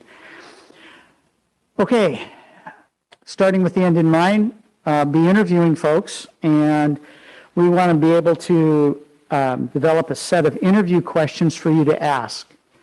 And I developed tonight what we typically do is you'll see a handout that says categories for interview questions. What we will do is send each of you a survey with potential interview questions for each of these categories. And you can see the categories. I'm not going to read them to you. And I just pulled an example of what one of them might look like. But for each category, you will have multiple questions from which to choose. Some will have more because just the nature of this topic. Some will have less, again, because of the nature of the topic. But I will submit a list of potential questions to our head office. They will send you an email to do the Survey Monkey, to select the questions, so follow the instructions for the survey, and then return it. And once you've done that, it'll go back to the home office. That way, it saves you time, it saves us time at a board meeting from kind of going, picking and choosing, but it's a quick way to do it. If we have any issues with we can't choose one because there's a variety, then we'll have to reconcile that. But it'll give you a chance to review a whole bunch of potential questions and save you from having to think about what do we really want to ask. And these are questions that our firm has used for a long time, so they're something that we should be able to find really good questions to be able to ask candidates. So that will be coming, so anticipate that coming up. And like I said, I just gave the categories that we use and an example of a question in that category in case it wasn't clear. So then we get down to the interview time. And again, I'm giving you something that's probably 6 to 8 weeks out, but I want to give it to you now so you can be honing your thinking. This is the most important decision you as board members will make, and we want to be able to have real clear thinking about how we move forward. As we talked about when we bring candidates in, we've talked about potentially 3 candidates. They will spend the entire day here, and you have a sample interview schedule. And so that person would start at 8 o'clock in the morning. This is a sample. We can adjust it any way we would like. Quick tour of the district. And that might be by someone, it could be by Kirk, it could be by someone else the board would like to do. It could be a former board member. I did that in my former district when I was retired. I took candidates around. We often used in our former district our very loquacious food service director. He could meet anybody and get anything out of anybody, and we always got information that we were looking for because he could pry things out. So one of the things you want to think about is who's that person in the district that you want to kind of take somebody around and show around the district, but also be gathering information from that person. I'll have meet with central office administrative staff, principals, student leaders, selected community members. In the community groups I've been meeting with, been asking if they would like to be considered as part of this process. I'll get those names to Scott, and Scott will figure out who the 10 or so people is that we would want to have involved. Then look at, we would also then have district support staff, basically the classified union. We want to meet with the union leadership for classified, the union leadership for the teachers, that's a little bit later. Like to have a community forum, so open to anyone to come. This would be a great place to have it, where they would introduce themselves. Community would then be able to provide feedback. All of the stakeholder groups, and at the community forum, they would be able to, we ask for strengths, we ask for concerns. We don't ask for who they want, but we want to get for you then information, what people are perceiving during their interviews. So again, more information directly to you on that individual candidate. After they've met with the teachers, then, and you can do this in any order you want, have a dinner, an informal dinner with the board. And if the person brings their partner or spouse with them, then that person usually gets included, and then a formal interview with you going through the questions that we have, that you've selected. So that's the day. I call it running the gauntlet because you're meeting with a lot of different people with different points of view. But again, it's all designed to give you as board members good information about the candidates so that you can make the best decision possible. Yeah, Gary? One question I had was kind of how that process goes from the pool of applicants to some subset to just kind of give me how that process works as it goes from a larger number to those 3 candidates that show up here. Thank you for that segue. That's just what we're going to get to next. Just have one other thing before we get to before I get to that. And again, this is the end in mind. This is, you have a document that says interview dinner protocol, kind of how you go through that, how that works. So I'm not going to go through it. I just want to make sure you've had a chance to read it to, again, think about how you go about interviewing the candidates when they get here. So good question. So we go from 15 to 20 people down to 3, 4, or 5. And then there's another document that I'm just going to put it out here. I won't go through it, but it's the superintendent finalist selection process, again, for your reading and edification. Once it closes, and even prior to its closing, I will be vetting the applicants. And I will go through, to review how we do that, I will go through each application. I'll do a cursory search to see if I even want to go more than just looking at their basic application, if I want to start digging into references. And then those that I know will be viable candidates or potentially viable candidates, I will vet them. I will go through all the references, and I will go 3 deep. I will be trying to talk to as many people as I can about each applicant. And out of that, I will then form a report on those that are viable coming forward to you. And you will see a summary report of what I found out. And you will see all of the positive things I will have found out about that person in my vetting. And I try to get 10, 12 per person. One of the last questions I ask in my vetting is, who else should I talk to about this person? And if I know someone in that area, I will call them to make sure I'm getting a good perspective. Just so happens one of the last districts, the last district we completed, I've been on the board of directors of the Oregon School Boards Association with a board member from that district who's no longer on the board. And I'd call him up and I said, okay, tell me about this person or tell me about that person that had an association with the district. So I looked deep, and then what we'll do is I will bring to you, and we're looking at early March, a list of the candidates that I believe are viable and fit the criteria that have been established. And you will see what I found out about that person and their background. That's number one. Number two, anywhere from 5 to 6, we will ask to do 3-minute video interviews for you to review. So when I bring you basically the paperwork, I will also have available for you the interviews, and then we'll respond to 3 questions.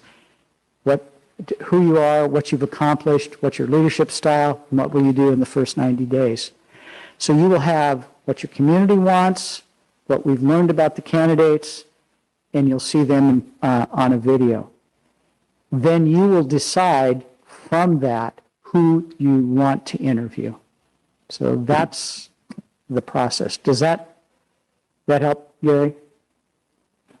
So if there's, I'm just making this stuff up, right? Okay. So it's 50 applicants and you think 20 are viable. We'd get this summary thing of 20 people, and from there you get to the 5 or 6 video interviews.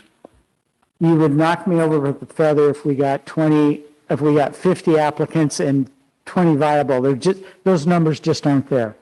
15 to 20 is usually about what's been coming in, and usually, when you cut through it, about half are really potentially viable candidates. But I'm going to bring you what I believe, based upon everything we've seen, good quality folk, because I don't want to bring somebody that's going to waste your time. Because this is a hard process when you get down to it, and my job is to help make it easy for you to make that decision. And all I can say is, last board we worked with thanked us because we really gave them, they said, you made our job so easy, because we brought them everything they needed to be able to decide. So that's where we are. One of the things that, given where we are with all of the uncertainty about in-person meetings and whatnot, I'm thinking that maybe you would receive the recommendations and materials about each candidate so we could do it virtually. We just did that with the last school board. It went very smoothly. We do a Zoom for that meeting. That way, who knows what's going to happen in the next 6 weeks, given all this Omicron stuff. And that way I can present it to you virtually. It works pretty easily. You'll get all the material virtual, and the videos will also come to you virtually. And so I'd like to consider that as the best way to make sure you will get that and there's no uncertainty going forward. And I think we said that would be the week of, I think we said it'd be the first week in March. And so and given where you are right now, we'll need to pick a date, and doing it virtually makes it a little easier to schedule that sort of thing. So and I guess I'm looking forward, does that sound reasonable to the board to do that virtually? Yes, that will be.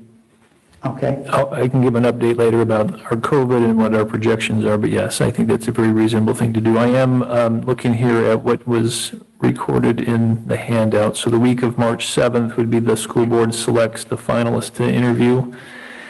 And then the finalist interviews with the school board would be the week of March 14th. And Doug, if I may ask, so each candidate would come on a separate day, obviously. Yes. And so the board would need to set aside at least 3 days in order to be able to meet with the candidates and interview them. Is that correct? Is that typically, so I think just for the board's planning, the evening of 3 days of that week needs to be set aside so that we can meet with these individuals and do the interview. Is that correct? Exactly, and I think it's critical that, it's very critical that each board member be at each interview. And I would think that we can figure out the timing, but you're probably talking an evening, 5 to 8 or 9, depending on how you want to set it up. I think Brian had a problem with, not a problem, had a conflict with the week of the 14th. I think you have a city council meeting that Wednesday, so we talked about Monday, Tuesday, Thursday. That's true. Okay, so I think we were talking Right. 14th, 15th, 17th. So yeah, we'd ask the board to just make sure since, and I think this is good, since we have a few months to make sure that we set aside those evenings so that we can be available. And I think it's important to kind of, again, keep in mind, this is an iterative process. It's something that I can provide you a lot of information, but in the end, you're going to be working through with those individuals. So I think that's all I have. So, and the one caveat to have, if we look at the brochure, it said the week of the 7th. If I can get my work done quicker, and this would also, if we're bringing people from outside the area, as a matter of fact, we're bringing in someone from Arkansas to one of the districts. So you just never know, another district they brought in from Nevada. So you just never know where people are coming from and want to give people a chance to make arrangements. So I'm going to do my darndest to get this done by maybe a week ahead of time so we can make those travel arrangements for anyone potentially coming from outside the area. Okay. Well, thank you very much. I'm learning a ton about your community. Great people, and I think one of the things that was said that I think is really important, people showed up to tell us, to ensure that their thoughts were shared because they care. And I think that's extremely important. They may disagree, and there may have been lots of disagreement, but they all care. And that's what's very important. So thank you very much. Have a good rest of your board meeting. And you have my contact information, so if you want to shoot me an email or call me, I'm always available. So thank you very much. Thank you. Before you go, are there any questions from the board members before we let Doug go? Very good. We are grateful for your hard work. I do appreciate it. We do have a passionate community, and that's good, that people do care and that they're here and they want to see the school district do well, and we care as well. And so we're very grateful for your help. I have walked through these hiring processes at executive position levels. We are very grateful for you and for the process. It is much more challenging without someone who has experience to do this. So grateful for that, and we look forward to our candidates and then being able to review them. So well, thank you very much. Thank you. Okay. Bye. Have a good rest of your meeting. Thank you. We do have a few people who'd like to speak to this issue, and so we'll give each of you 3 minutes before we go on to the rest of our board reports and special concerns. So we'll start with Holly Morton.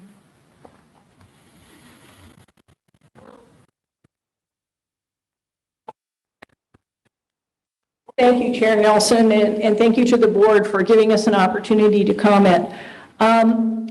With regard to the superintendent, whoever you choose is going to set the standard and the tone for this district. And so this person is going to be very important. We want them to reflect the moral standards and interests of the majority of the community. I have to say I was very favorably impressed with the educators that you have here. They look like a fantastic group of people, and you have an amazing asset. I know you're very proud of that. We, as citizens, put our children's and our grandchildren's futures in the hands of you people. And it's very important to us that your work product is reflected in the success of our children.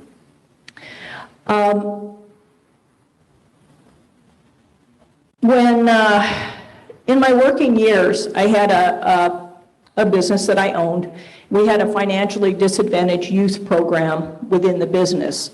And many of those kids went on to be very successful, and it was a terrific program. In fact, one of the people in the program ended up being the head of our shipping and receiving department just out of high school, making $30,000. And that was back in the day when $30,000 was $30,000. Coming from a family income of less than $10,000 to qualify for the program. And our job in that program is the same job that you all have. and that is to give the kids the best possible chance of a successful future that you can. And you want to replicate within the school what's going to be expected when they get out of school and go on trying to be successful. That's critical. And so there are a couple of things have come up recently that I was concerned about. One of them was a walkout. You know, in the workplace, you don't walk out. As teachers, you have a job. You know, you may have a bad day. You don't walk out.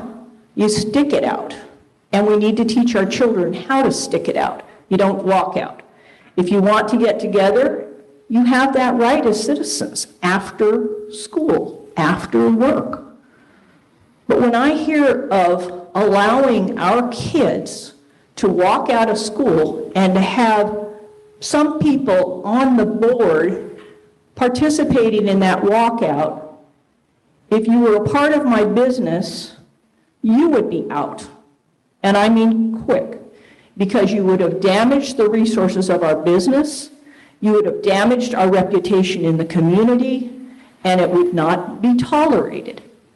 So what we need to do, please, is to Holly, you have 10 seconds.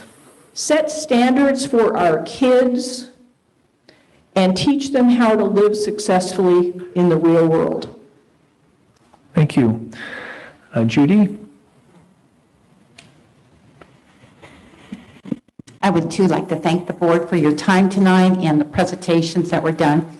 And I want to thank Indra and Holly. I just want to ditto Holly, and Ingrid mentioning that, we heard a lot of things about social programs tonight and the emotional and struggles that kids go through. And that seems like that takes up a large part of the staff at this district. I want to go back and just say that years ago, I remember hearing something that it just has stayed with me. It's a sheriff back in the Midwest, and he indicated once on a program he was on, he was being interviewed, and he said, you know what, I can always judge the amount of cells I'm going to have, the jail cells. It depends on how well a child can read by the 3rd grade. Let that sink in.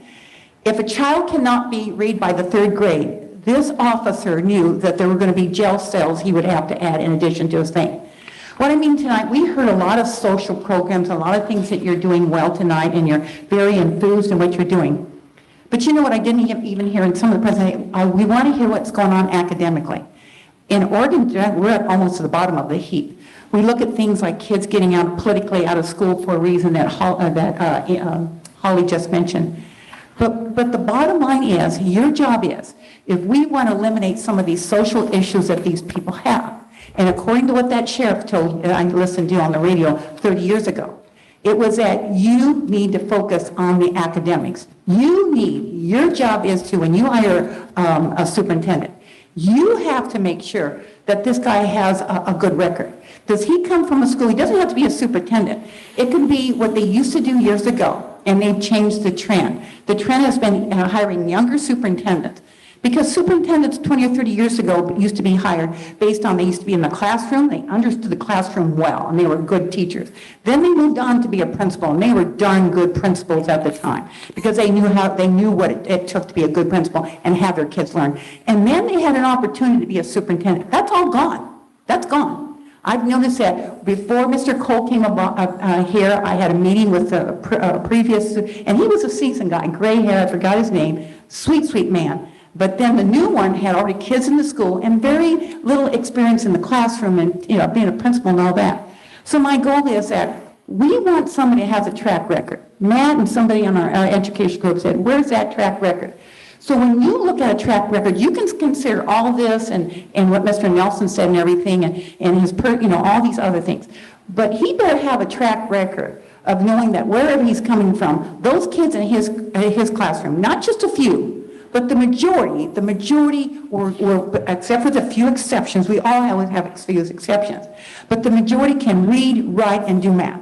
That's your job. That's your job. You have to make sure when you get those applications. Judy, your time is up. Okay. Thank you. But thank you very much, and thank you for your time. Okay.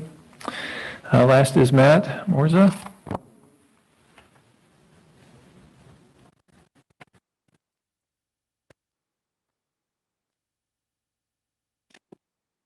Another perfect day in Grants Pass. Beautiful sunny day. I had the opportunity over my working life to hire hundreds of people in various positions. And I was just pondering what question I might ask if I was sitting in front of one of our candidates. And, you know, the previous speaker here sort of hit on some of my points. I guess my first question is I need a provable track record. I'm a numbers geek. I analyze stocks for a living. And so I know we have a report card statewide. I looked at it. It's not going to come as a surprise to any of the board members and maybe anyone else here, but the numbers are discouraging. So I thought, well, I'll look nationwide. So I looked at our other 49 states, and I guess I shouldn't be surprised. Theirs didn't look much better. And I understand there are a lot of variables that are involved in that, the calculating of those numbers. I have to admit I was disappointed that everybody seems to break it down by race and class, because I did have an opportunity to speak over the last year to educators in every state. And everyone I spoke to said the most important factor was the involvement of the parents. If the parents put an emphasis on education, then the kids excelled. And if they didn't, they didn't. Now, I know there are other things that play into that. So my question is, I would like any candidate, whether it's the final 5 or the final 3, to provide for our board actual provable data, where it says, if I worked for this particular district, whether it was as a superintendent or some junior position, which policies did they put into place and practices that showed a marked improvement from where the numbers were when they got there to when they left or when they're considering leaving. One of the things I used to laugh at when I did job interviews is I would always have, I call them the charmers, men and women. And they would come in and as they walked through the building, they'd say all kinds of things they thought I wanted to hear. And it was hard not to just smile at them and say, oh man, another charmer, you know, and then I would start asking them the hard questions. So I want the board to ask them hard questions. After all, whoever the superintendent is, we're putting our children in here in the school in their care. So thanks, board, appreciate it. All right, thank you. Any other board reports or special concerns from our board members? Brian? Yeah, thanks. So I think it might have been our last board meeting, but it might have been 2 board meetings ago. I heard some comments that there may be some students that are wishing they had more food at school and were not able to get it. And so I think I expressed that concern last time. And then since then, we had received an email from a district employee to the board expressing their concern with the quality of the lunches that students were being provided. And so a couple weeks ago, I requested that topic be put on our agenda for this meeting. I think another board member may have as well. And it wasn't on the agenda today. So I know staff and the board is probably not prepared to talk about it, but I would request that that it be put on the agenda again. Can the board, looks like the board can hear me right? Kirk, we can hear you, yes. Very good. So, yes, we are feedback on that. I'm going to keep talking unless it's bothersome for the board. Yes, so had a long conversation with Member Brownell. I thank you for that. That was extremely helpful. Director Ely, myself, our food director, and assistant warehouse personnel met recently to evaluate everything in the district regarding food and food availability. Proud to share that, you know, we have begun offering hot meals at all levels, with the exception of Grants Pass, and the caveat being we were just approved to open the big roll-up doors to allow food to be served in our cafeteria there. So to be serving hot meals. We were serving hot meals, but it was improvised, I guess is the best case scenario I could share. I have a summary document I will share with the board tomorrow from our food services manager, Michael Morris. And Sherry can speak to it a little bit more. I apologize. I'm a little bit under the weather right now, and I'm tuning in and appreciate all the comments and input from the board right now. But just want to assure that we are rolling really, really well at the elementary, pretty good at the middle school, and remarkably improved at the high school as far as availability. I think some of our conversations also included, what about the weekends for those kids who we are concerned about? And that's always been an ongoing issue. We've had programs in the district before that were only as good as the people who took ownership of them. And that's been a real challenge. I think we're looking more into how we can address that. But I'm going to turn it over to Director Ely to add more notes because I don't have them in front of me. Sherry, thank you for stepping in the void tonight. Sure, no problem, Kirk. One of the things that has been a big issue for us at all levels, but markedly at the high school, is the availability of food.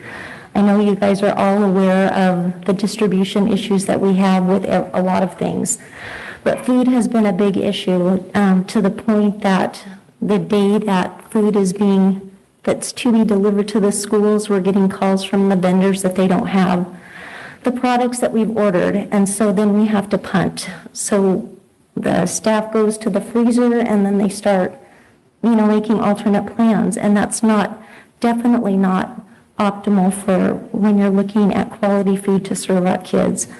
That's probably been the biggest hurdle that we've seen this year at Grants Pass High School. Our fire doors, they're the roll up and roll down doors at the high school.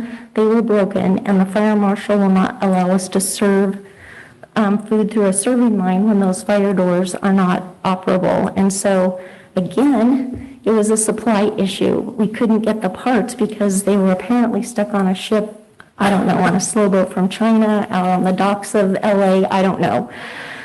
So that was a major issue for us.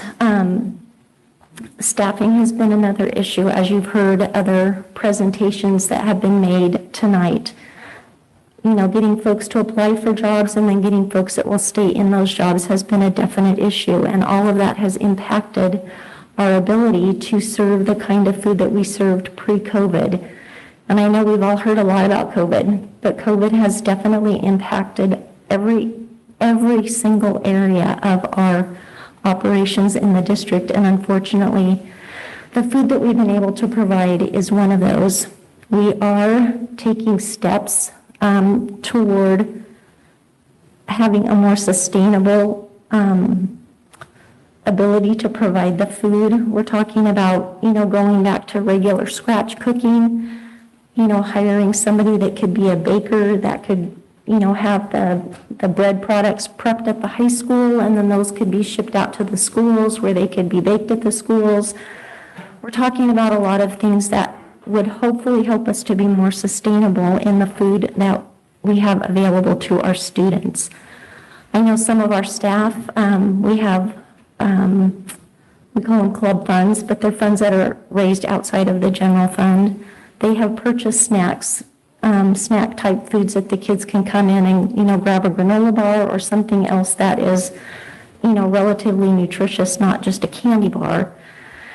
The issue we have as a school district is we have federal guidelines that we have to meet for the amount of sugar that we can serve, fat that we can serve. It's a pretty prescriptive list that we have to follow when it comes to what we as a district can prepare and what we can use our money to provide food for the kids. So I'm saying all that to say that we are trying to be as creative as we can so that we can provide, really nutritious food to the kids that the kids actually like eating. And so definitely a work in progress. And so if anybody has any great ideas about how to get that supply chain moving, man, we would be super grateful because that has been a huge issue for us. Sherry, I will, Michael Morris has prepared a really nice summary of the challenges we faced. I will send that to the board. It encompasses everything you've just shared, I've just shared. Staffing, supply chain are two very large obstacles that we continue to work with. And I will get the board that summary tomorrow at the very latest. That's great. Thank you, Kirk. I know things are hard in a lot of areas, and it sounds like this is an ongoing, something that we're working on. I would definitely support the idea of anything we can do to make food in-house, scratch cooking. I mean, that sounds fantastic. So I, for one, would definitely support that. And I look forward to seeing that report.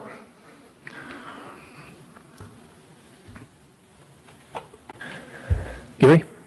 So, I guess, Sherry, are we still having to follow that federal guideline that only allowed X number of calories per student, whether it was a 90-pound freshman or a 170-pound senior? Yes, and that is unfortunate. That makes absolutely no sense. I'm not going to disagree with you, Gary.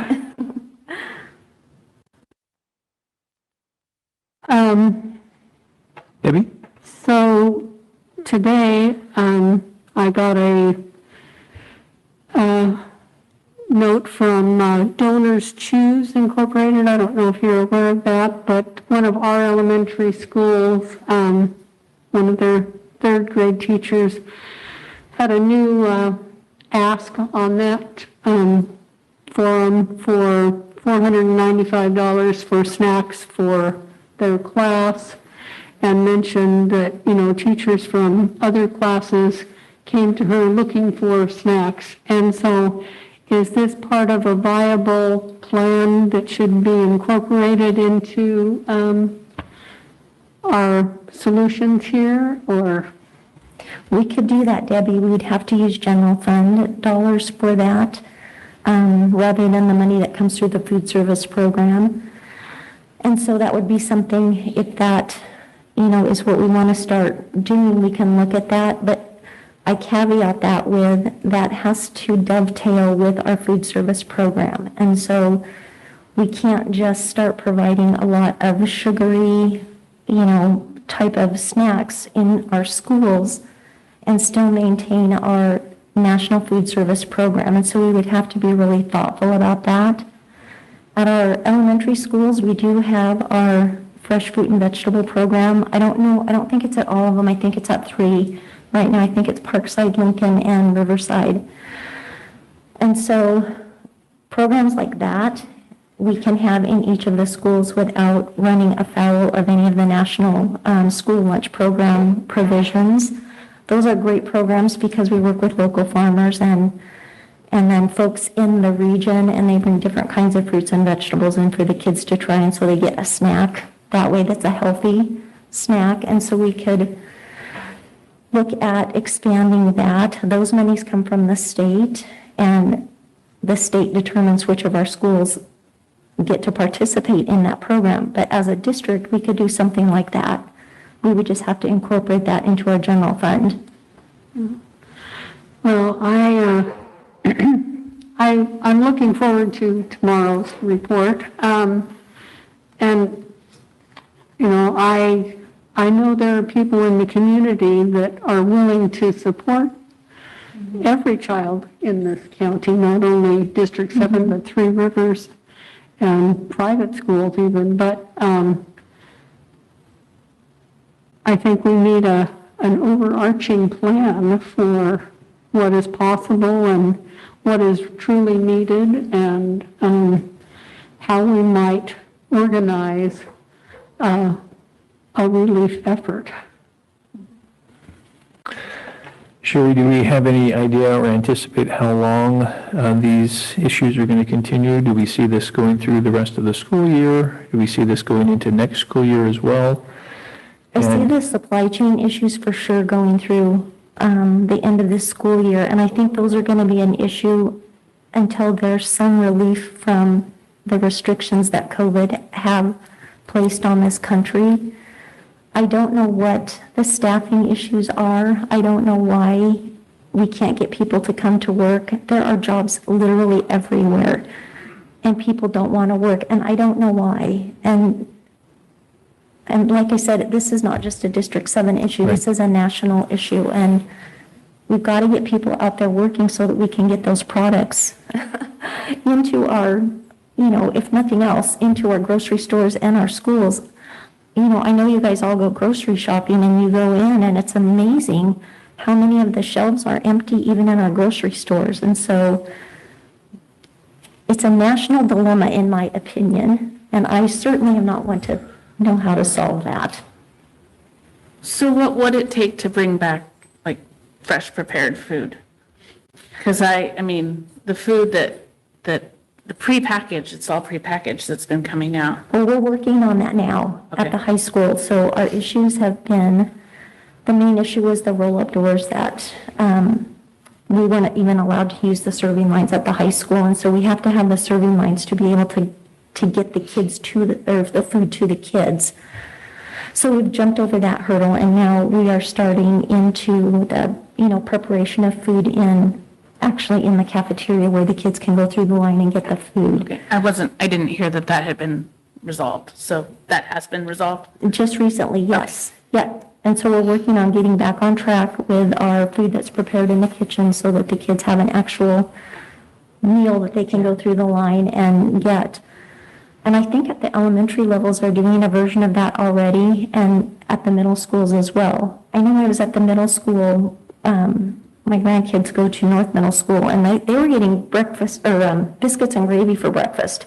I thought that was pretty cool for a breakfast item, so they all loved it.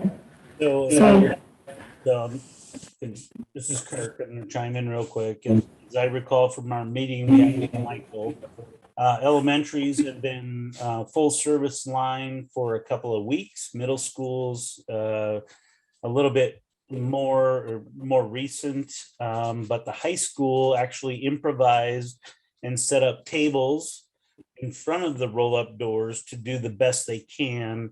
And they had if you're familiar with the high school, there was a concession, looking type thing in the northwest corner where they were serving hot food as well for the past week.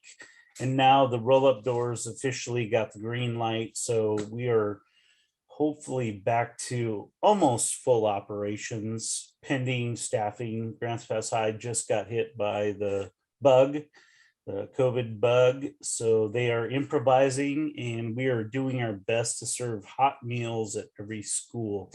Sherry, if that's not a fair summary of our conversation with our meeting the other day, let me know. But I think we're almost there. It's supply chain and staffing right now that are our biggest hindrances. Thank you for that update. I did appreciate just some of the comments of trying to bring things back more locally. I recognize that we have different layers of issues. We have the immediate needs, we have kind of the midterm needs, and then the long-term needs. And it would be great for us to partner with the other school districts in our communities and find ways that we could have more locally grown things and scratch meals for the kids, and to work with each of the districts to have some of but that's a long-term thing. That's not going to happen, tomorrow or next week, but that would be a wonderful opportunity for us to work together. It brings the community together. I think it provides better meals for the kids. It insulates us from some of these supply chain issues that we may see if this continues, and I hope that it won't, but we don't know what the world is going to look like next year. But I think those are some great opportunities for us. So anyway, but I am very grateful for what you're doing. I know that no one in the district that wants the kids not to have good meals when they come to school. we are all suffering these challenges as we go to work in our various places of employment. So, but thank you for that. Are there any other board reports or special concerns, Debbie? Well, I have a book report, or a couple book reports actually. I got a book for Christmas, Beyond Your Bubble, How to Connect Across the Political Divide, by Tanya Israel, PhD, which I found short and accessible. And then last month or so, one of the books that the district office has for review is The Canyon's Edge. And I finally read it this week, and I am so impressed with the teachers and librarians and administrators who get together and choose the books for our students. This is an amazing book, I thought, as far as being accessible on different levels. First of all, it's got a storyline of grit and determination and resilience, and how to put into practice mental health counseling advice and techniques. It's an amazing book as far as showing different poetry forms and, like the pictured kind of things. I'm not a poetry person. I love to read, but I don't generally choose poetry, but there were so many different kinds of poetry in here that made it so accessible. And so I'm just, like I said, impressed with the people who chose the book. I know that it will be helpful for many students, and I'm grateful for everyone involved. I just picked up a bunch of books that were mentioned for the next consideration by the Parents Advisory Council, and that will be coming to us in the future. One of the books is one that I had read before, so I've started rereading it, and rereading it for the educational opportunities versus private pleasure is really different. And in light of the report that Dr. Bloomquist gave us earlier on the resilient communities and inclusive practices, I can highly recommend it. It's The House in the Cerulean Sea, and looking at it as a way of emphasizing differences to the point of fantasy and fairy tales, basically, to put into perspective how we can change viewpoints and practices before they reach such a ludicrous extremity. And so I think that was a new way of looking at that book that I hadn't thought about before, thinking of it in an educational process. So I'm also grateful for, and this is a book that's been on different bestseller lists, and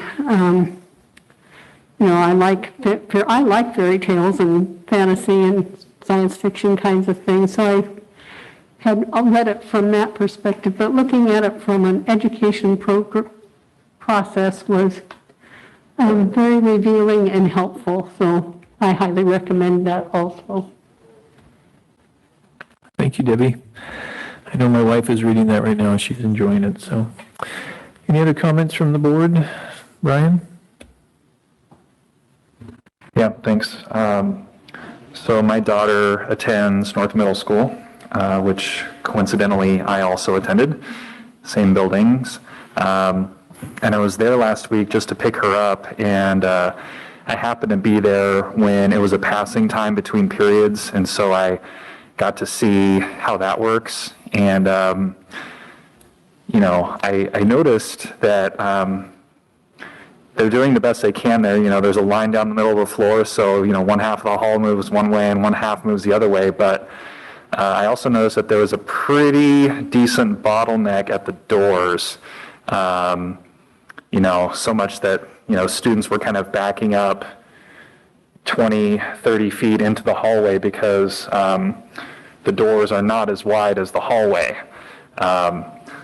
So I had a little concern about that, and I noticed that, and this is just in the A building, in the main building, because the other two buildings, this doesn't apply. But in the A building, there's actually there's glass around, there's up above and on the sides of the doors. So there's potential for us to put larger doors on there, and then keep the window above just so there's better throughput in those passing periods, and if there's ever an emergency when people need to get out quickly. So I just wanted to kind of bring that to people's attention. And then I want to dovetail that comment into, I have a whole nother list of comments that relates to facilities that I'm not going to get into tonight. But I know that late last year we were planning on having a special board meeting to discuss facilities, and I don't believe that's been rescheduled. And I know that we also have a lot of things related to our federal, I forget if it's ARPA money or COVID money or what it is, but that potentially relates to facilities. And so I know our first priority is the superintendent search, but I don't want everything else to languish. So I would like to advocate for getting some facilities conversations on the agenda soon.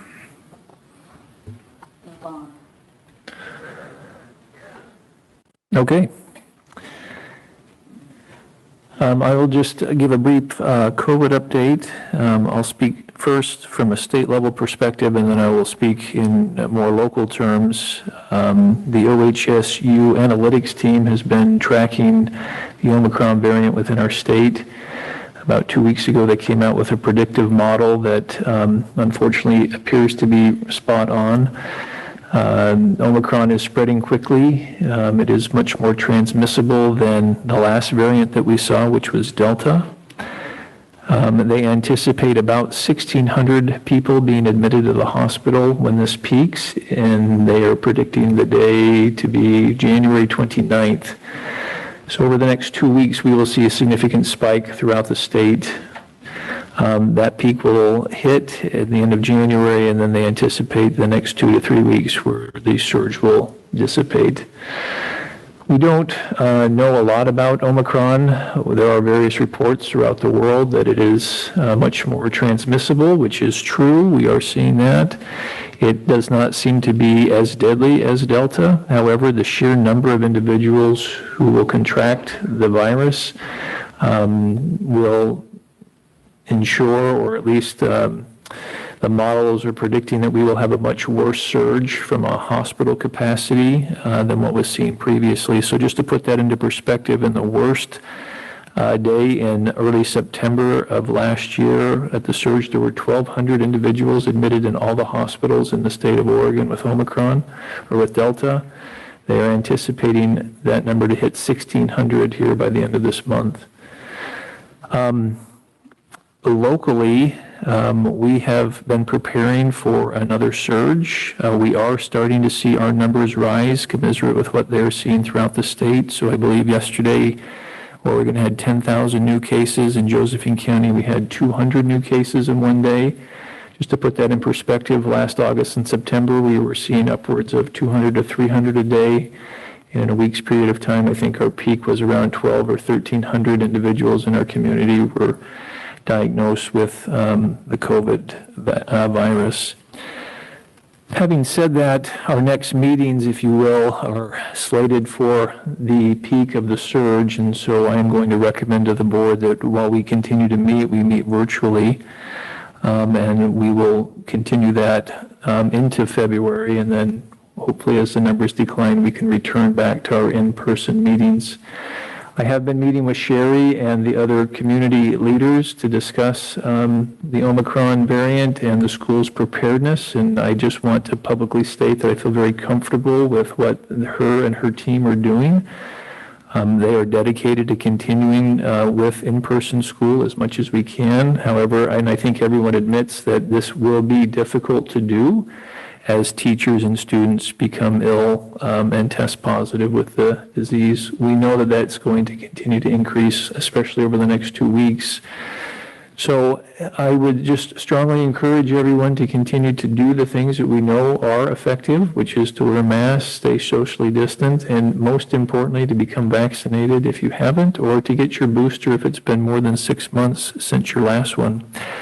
I checked our numbers today at our hospital. We have 26 individuals admitted to the hospital with COVID. Our peak last year was 84. But we are starting to see that number rise slowly, but I anticipate it taking off here in the next several weeks, as we know that it takes about 5 to 10 days for someone to contract the illness before they come to the hospital seeking care.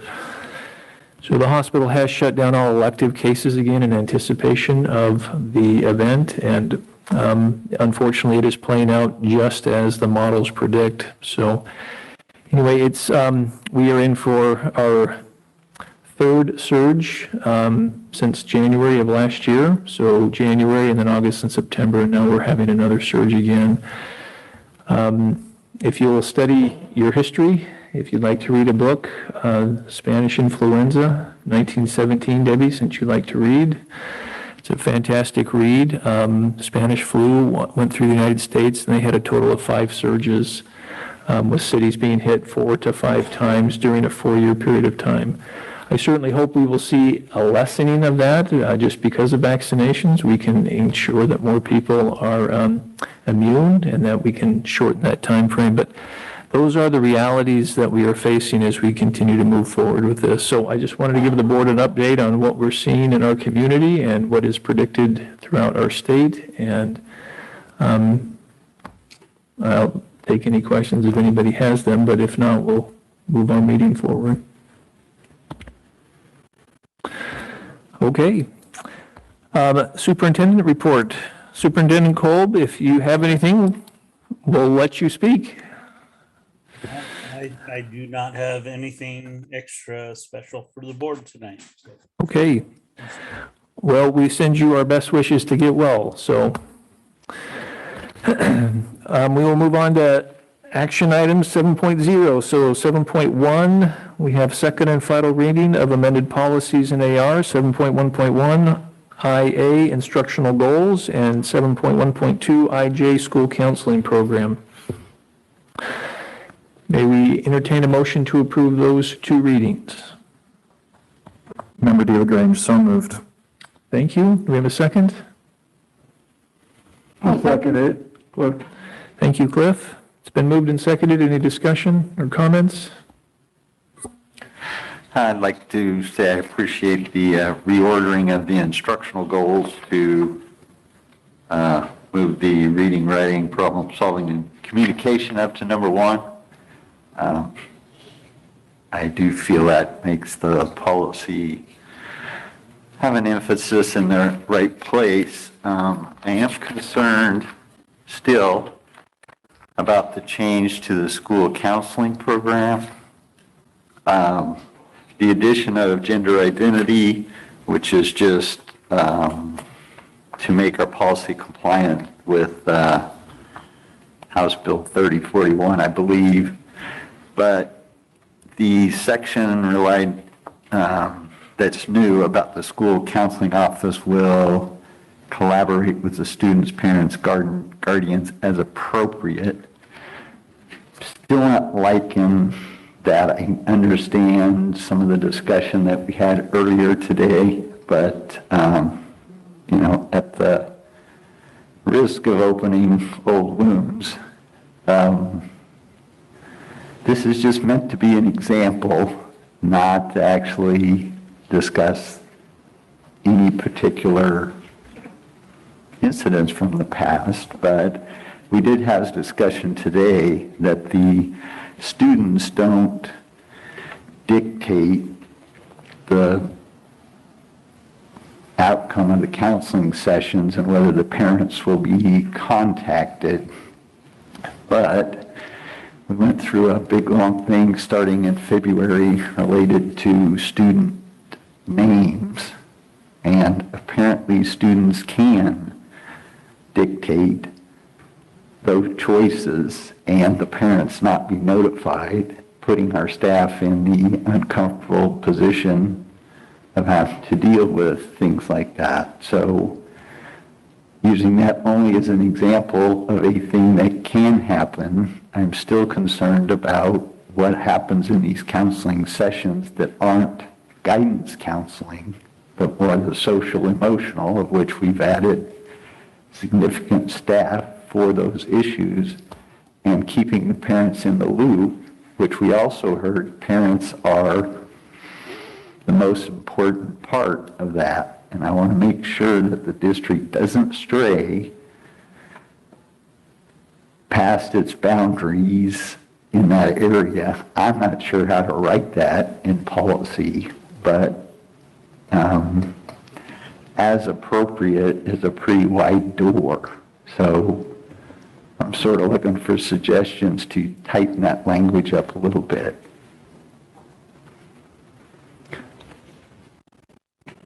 Okay, any other comments?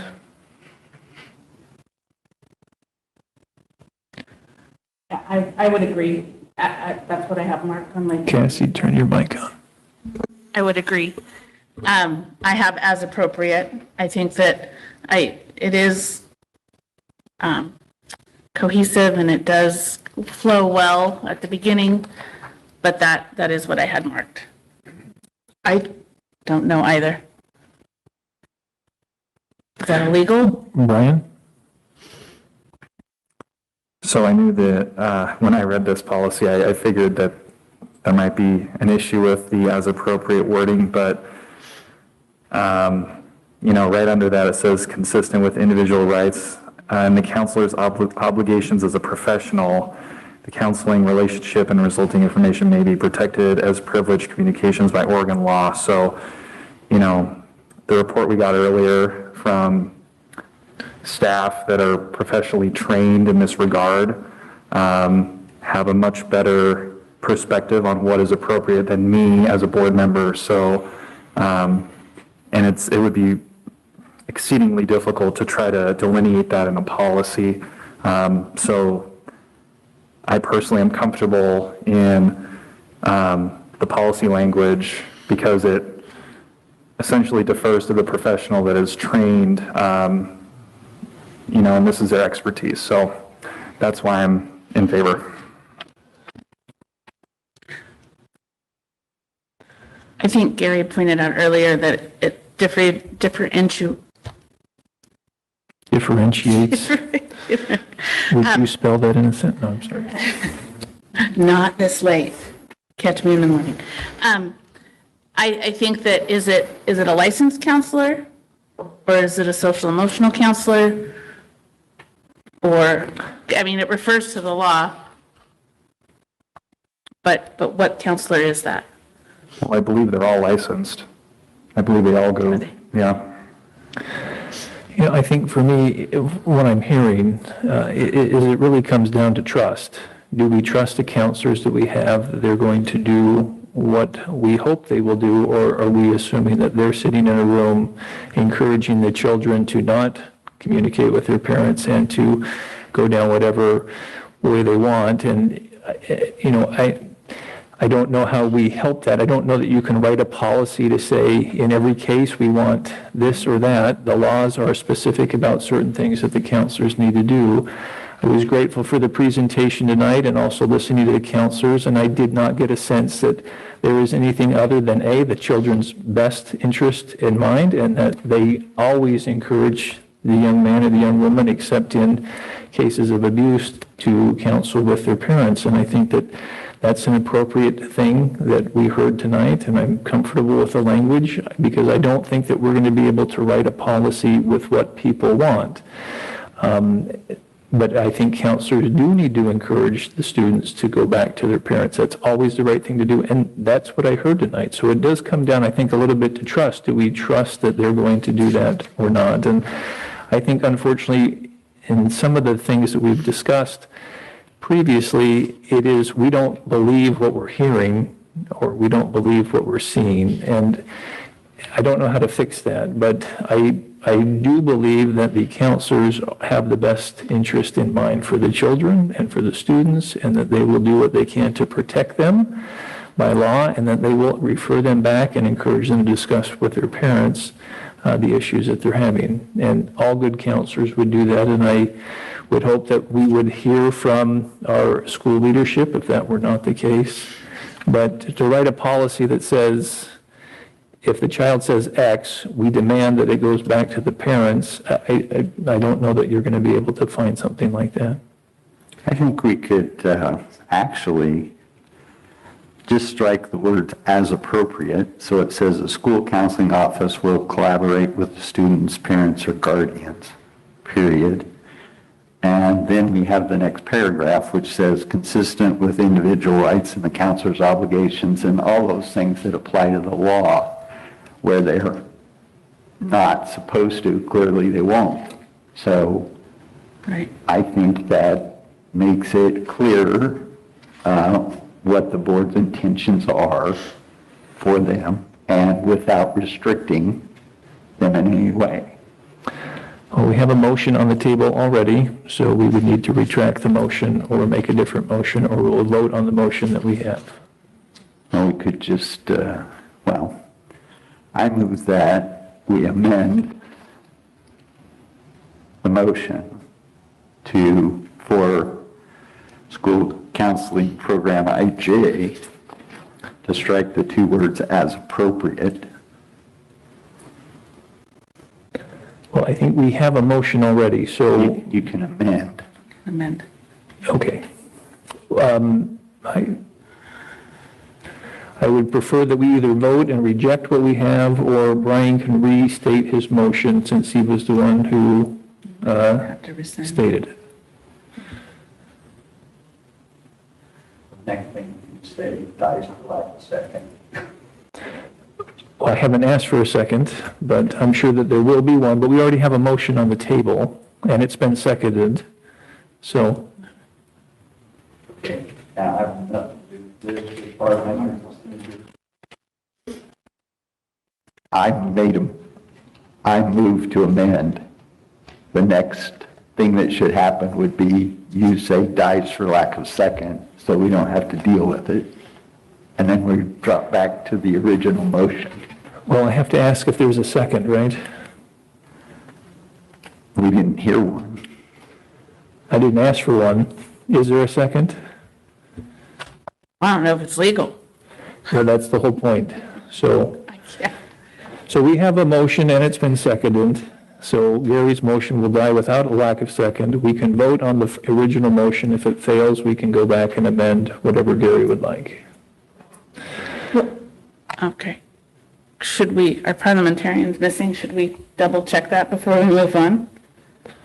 I will happily second, but.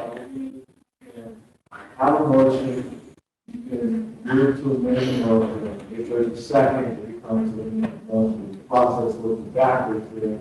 First, you have to go to whether or not you accept the amendment. If you accept the amendment, then you vote on the original motion. If you vote on the amendment and it does not go through, then it goes back to the original. That's the problem. Okay, so do we have a second on the amended motion? I'll second Gary's motion. Well, there's my point, but okay. Any further discussion? Brian? Yeah, I'm not clear on this.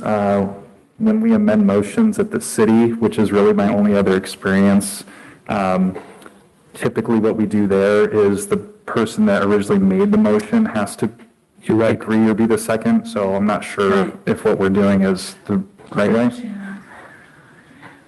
Well, that's right. You are absolutely correct. So, or we could just continue to amended motions and seconded and change policies through amendments. So, Right. so, Brian, since you were the one who made the original motion, do you second the amended motion? I'm going to let the original motion stand. Okay, so the amended motion will then die for lack of second. So, Tanya, let's have a roll call vote. So the original motion was for both 7.1.1 and 7.1.2 to be accepted as second and final reading. Can I ask a question of administration? May I ask a question of administration who came up with the change policy as to how important those two words as appropriate are? I'll start searching.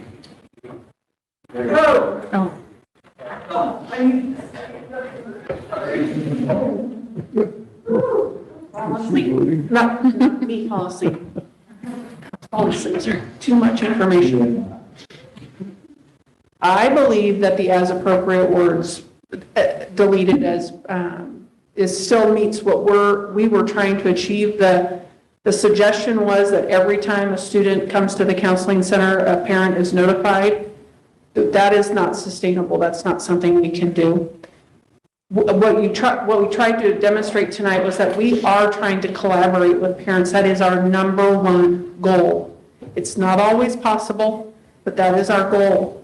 And so the as appropriate was trying to illustrate that. But I get Gary's point, and I think that if you strike those two words and followed by Brian's point of that next paragraph, really encompasses the training and the professionalism that our counselors have. So I think it would be fine to strike the as appropriate.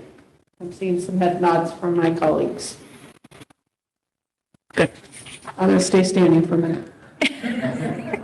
Thank you. So what is the motion before us to vote on? Okay, so the motion that we have currently that has been moved and seconded is to approve the second and final reading for 7.1.1 and 7.1.2 without amendment.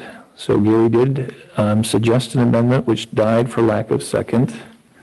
And so if Brian would like to second that, then we could move forward with an amended version. If not, we will just vote on what we have. And if it fails, then we can have another motion. So Brian? So I appreciate the staff comment on that. I have concern that if it says the school counseling office will collaborate with the students' parents or guardians, that requires them to do so unless they have, I guess, an exclusion in Oregon law. So it essentially takes any sort of discretion away from the professional counseling staff, which I would assume that they would appreciate that discretion in certain situations. So that's my concern, is that it makes it, it takes away their discretion. So I'm just going to ride this one out. But it remains consistent with the individual's rights and the counselor's obligations. So it's still respecting the student and their rights, parents and their rights, and the counselor and their obligation.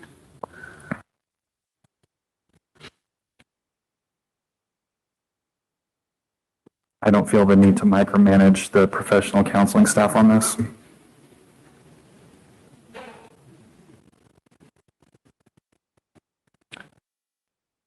Okay, it's been moved and seconded. Let's call for a vote. Tanya, would you give us a roll call vote, please?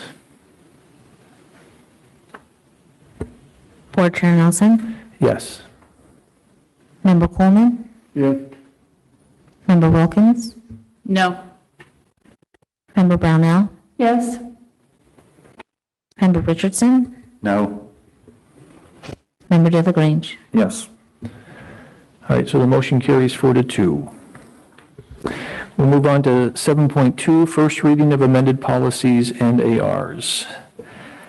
There are many here. Do we want to try to take them all, or are there some that we can take and some that we wish to discuss, Brian?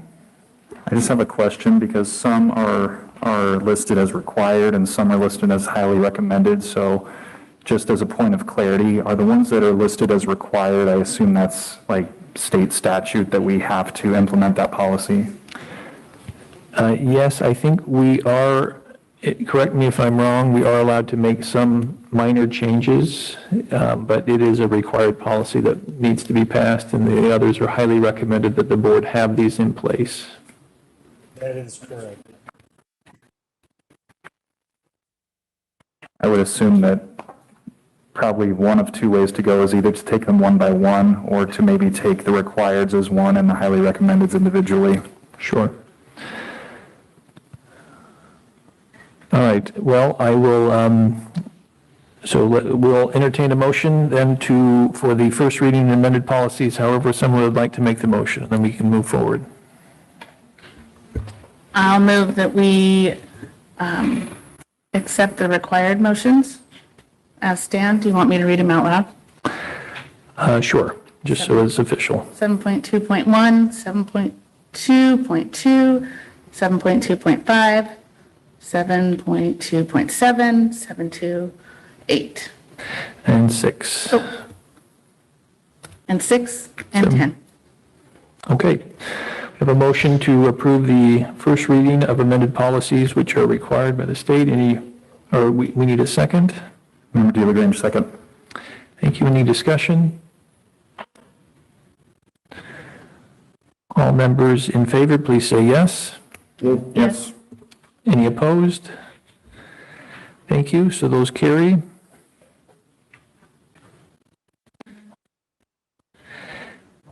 And we will take a motion for the highly recommended policies, 7.2.3, 7.2.4, and 7.2.9, in any order that someone would like to make them.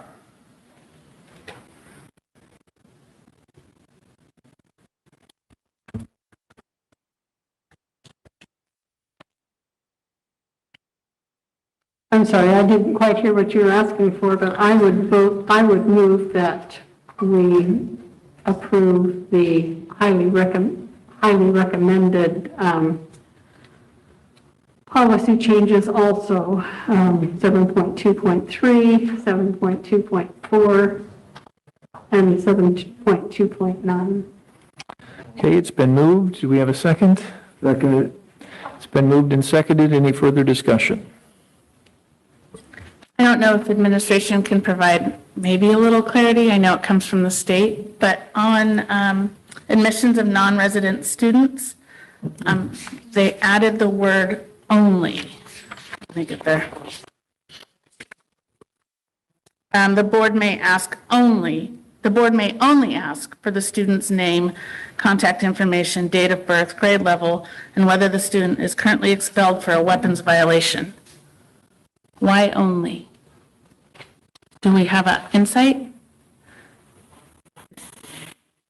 The Superintendent Cole, to my knowledge, that's by statute with regards to interdistrict transfers in their efforts to not discriminate between interdistrict transfer application.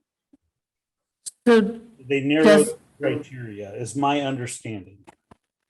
So does behavioral or attendance come into play?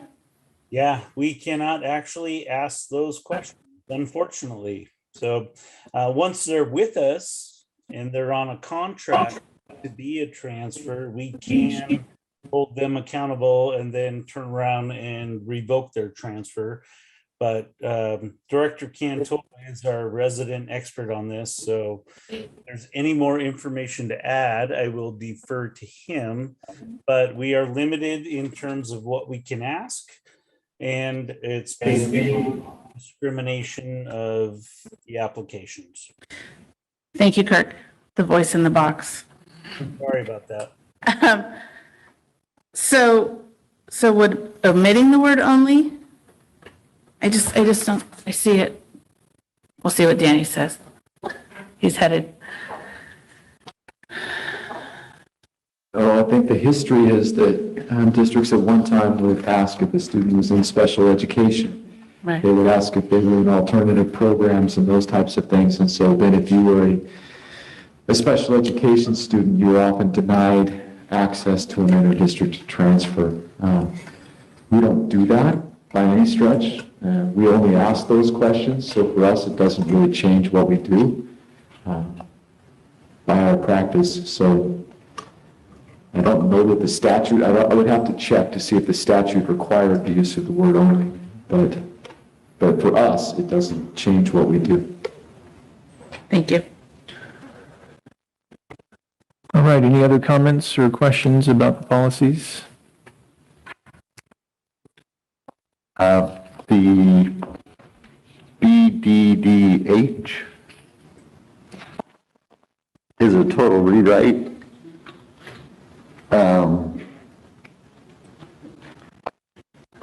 I guess my question is, did this come from OSBA as a total rewrite? Yes, it did. We were to delete one.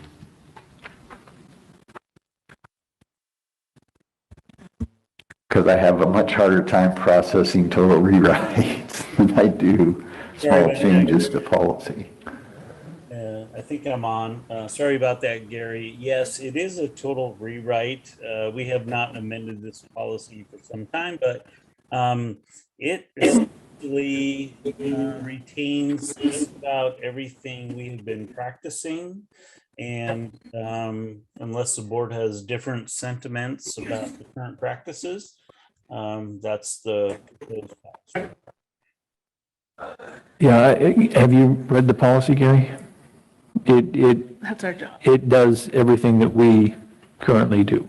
There is no change in that policy to our current format.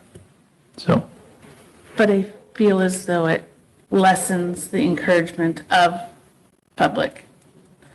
I mean, I realize during COVID, we have altered our practices. But my concern is that it's not cohesive to allowing public comment. So this policy revision doesn't change anything we've done for the past 1, 2 to 10 years.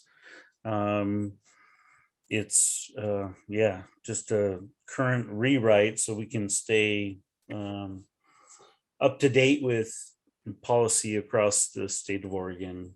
But otherwise, has not changed anything we did tonight or we will plan to do in the future, how I read this. Brian? So I read the policy and it's consistent with what we've done in the past. The one change that there is because of House Bill 2560 that went into effect January 1st that requires that districts provide the same opportunity for public comment to those attending virtually as is provided to those attending in person. So it actually provides more opportunity for public comment because they don't have to be here in person to do so. But as far as I could tell, that was really the only change. All the other public comment standards seem to be the same. Sorry, I'm really bad at asking. You don't, go ahead, Cassie. Take all the time you want. I feel. You have 3 minutes. I think we should put policy at the beginning. I notice here it says a request to give public comment in person or electronically does not guarantee time will be available. That is not in the original policy. I do know that, I just think that there is another spot that says that is what we have been doing during COVID, that it needs to be aligned with an agenda item. That is not something we've done always in the past. Am I correct, Kirk? Well, you have 3 board members who've been on the board for 20 plus years. Sorry about that. But we've always tried to direct blue cards. Scott and I have had a lot of experience lately. Direct blue cards directly to the agenda item. So we've been very intentional about that. So does that answer? for you? No, previously in COVID, previously. Years ago, Kirk, the question is, were people allowed to speak outside of a prescribed agenda item? Was there No, that has never been the case for our district for years, for as far as I can recall. But you've got board members out there that, wow, with, yeah, yes, Debbie, Gary, you all precede me by a lot. Sherry? So I've been in the district for 30 years, and I've been coming to board meetings for 30 years. I'm sorry. Yeah, me too. We've never allowed public comment on anything outside of the agenda. In maybe a very rare circumstance when a board chair felt compelled to allow someone to speak, it may have happened, but that is very rare. Yeah. Okay, I just remember somebody coming and speaking out of context, so maybe that's what happened. Yeah. So historically, people have used another agenda item to proclaim their personal issues and try to tie it together in a maybe legitimate way, but always a stretch. But we've always given them the floor and been courteous and allowed them their 3 minutes. So, yeah. I think the policy is really a reflection on the board itself and what the board wishes. We have not stifled public comment, even though there's been divisive issues. We've always allowed people their 3 minutes, and I think that it's the board that sets the tone for the policy, not the policy that sets the tone for the board. And so, I think it is incumbent upon us to allow that, but I don't see much in the policy that is outside of what we've been doing, and I would hope that we would continue to allow for public comment. And I don't see any reason why we wouldn't continue to allow that. It does have provisions in there that we could stifle public comment or that we could turn that off, but I think we have been very good to allow that to continue, and that is, the purview of our board, and I hope that we would continue to do that. So, it's really us following, it's us implementing the policy more than the policy itself. My concern, it's not always just us. It's not us. We're ever changing. Well, but I would hope that our community then would have citizens stepping up who are willing to continue to hear public comment. I mean, that it becomes a reflection on the community more than the policy itself. So, all right, so we do have a motion. It's been moved and seconded. Any further comment? If not, I'm going to call for a vote. All in favor, please say yes. Yeah. Yes. Any opposed? Thank you. The motion carries. All right, 7.3, additional days proposal. I believe that we had some information that was sent to us with regards to teachers being able to take some extra days during the school year. There were some emails that went back and forth. Essentially, there were a number of questions, but it does not extend the school year. It provides teachers some wellness time as well as preparation time. So we'll entertain a motion to approve that. Member De La Grange, so moved. Thank you. Second. Member Wilkins, second. It's been moved and seconded. Any further comments? Hearing none, all in favor, please say yes. Yes. Any opposed? Okay, thank you. The motion carries. Agenda item 8.0, future meeting dates and suggested items. We have our next board meeting on Tuesday, January 25th at 5 p.m. We will schedule that as a virtual meeting. We also have a board workshop number 4 as part of our board training, and that's going to be on Monday, January 31st, and we'll do that virtually as well. And then we'll have a budget committee meeting. Sherry, do we have a tentative date? I'm looking at doing that February. I'm hoping to have a little bit more information from ODE about funding levels as we go into next year, and second quarter ADM will have been posted, and they'll do another rebalance of the state school fund, and so we should have some more information about what kind of money we'll have to work with in the general fund proper. So I'm hoping to do that around the middle of February. Okay. Well, we'll look forward to those dates then. So with that, we will adjourn our regular session. We'll take a 5-minute interval and we will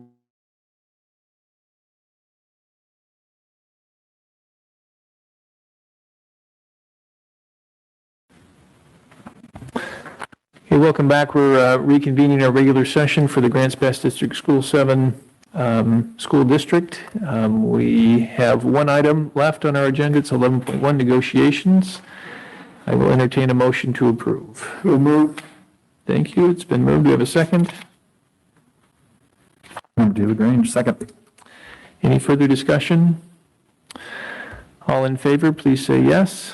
Yes. Yes. Any opposed?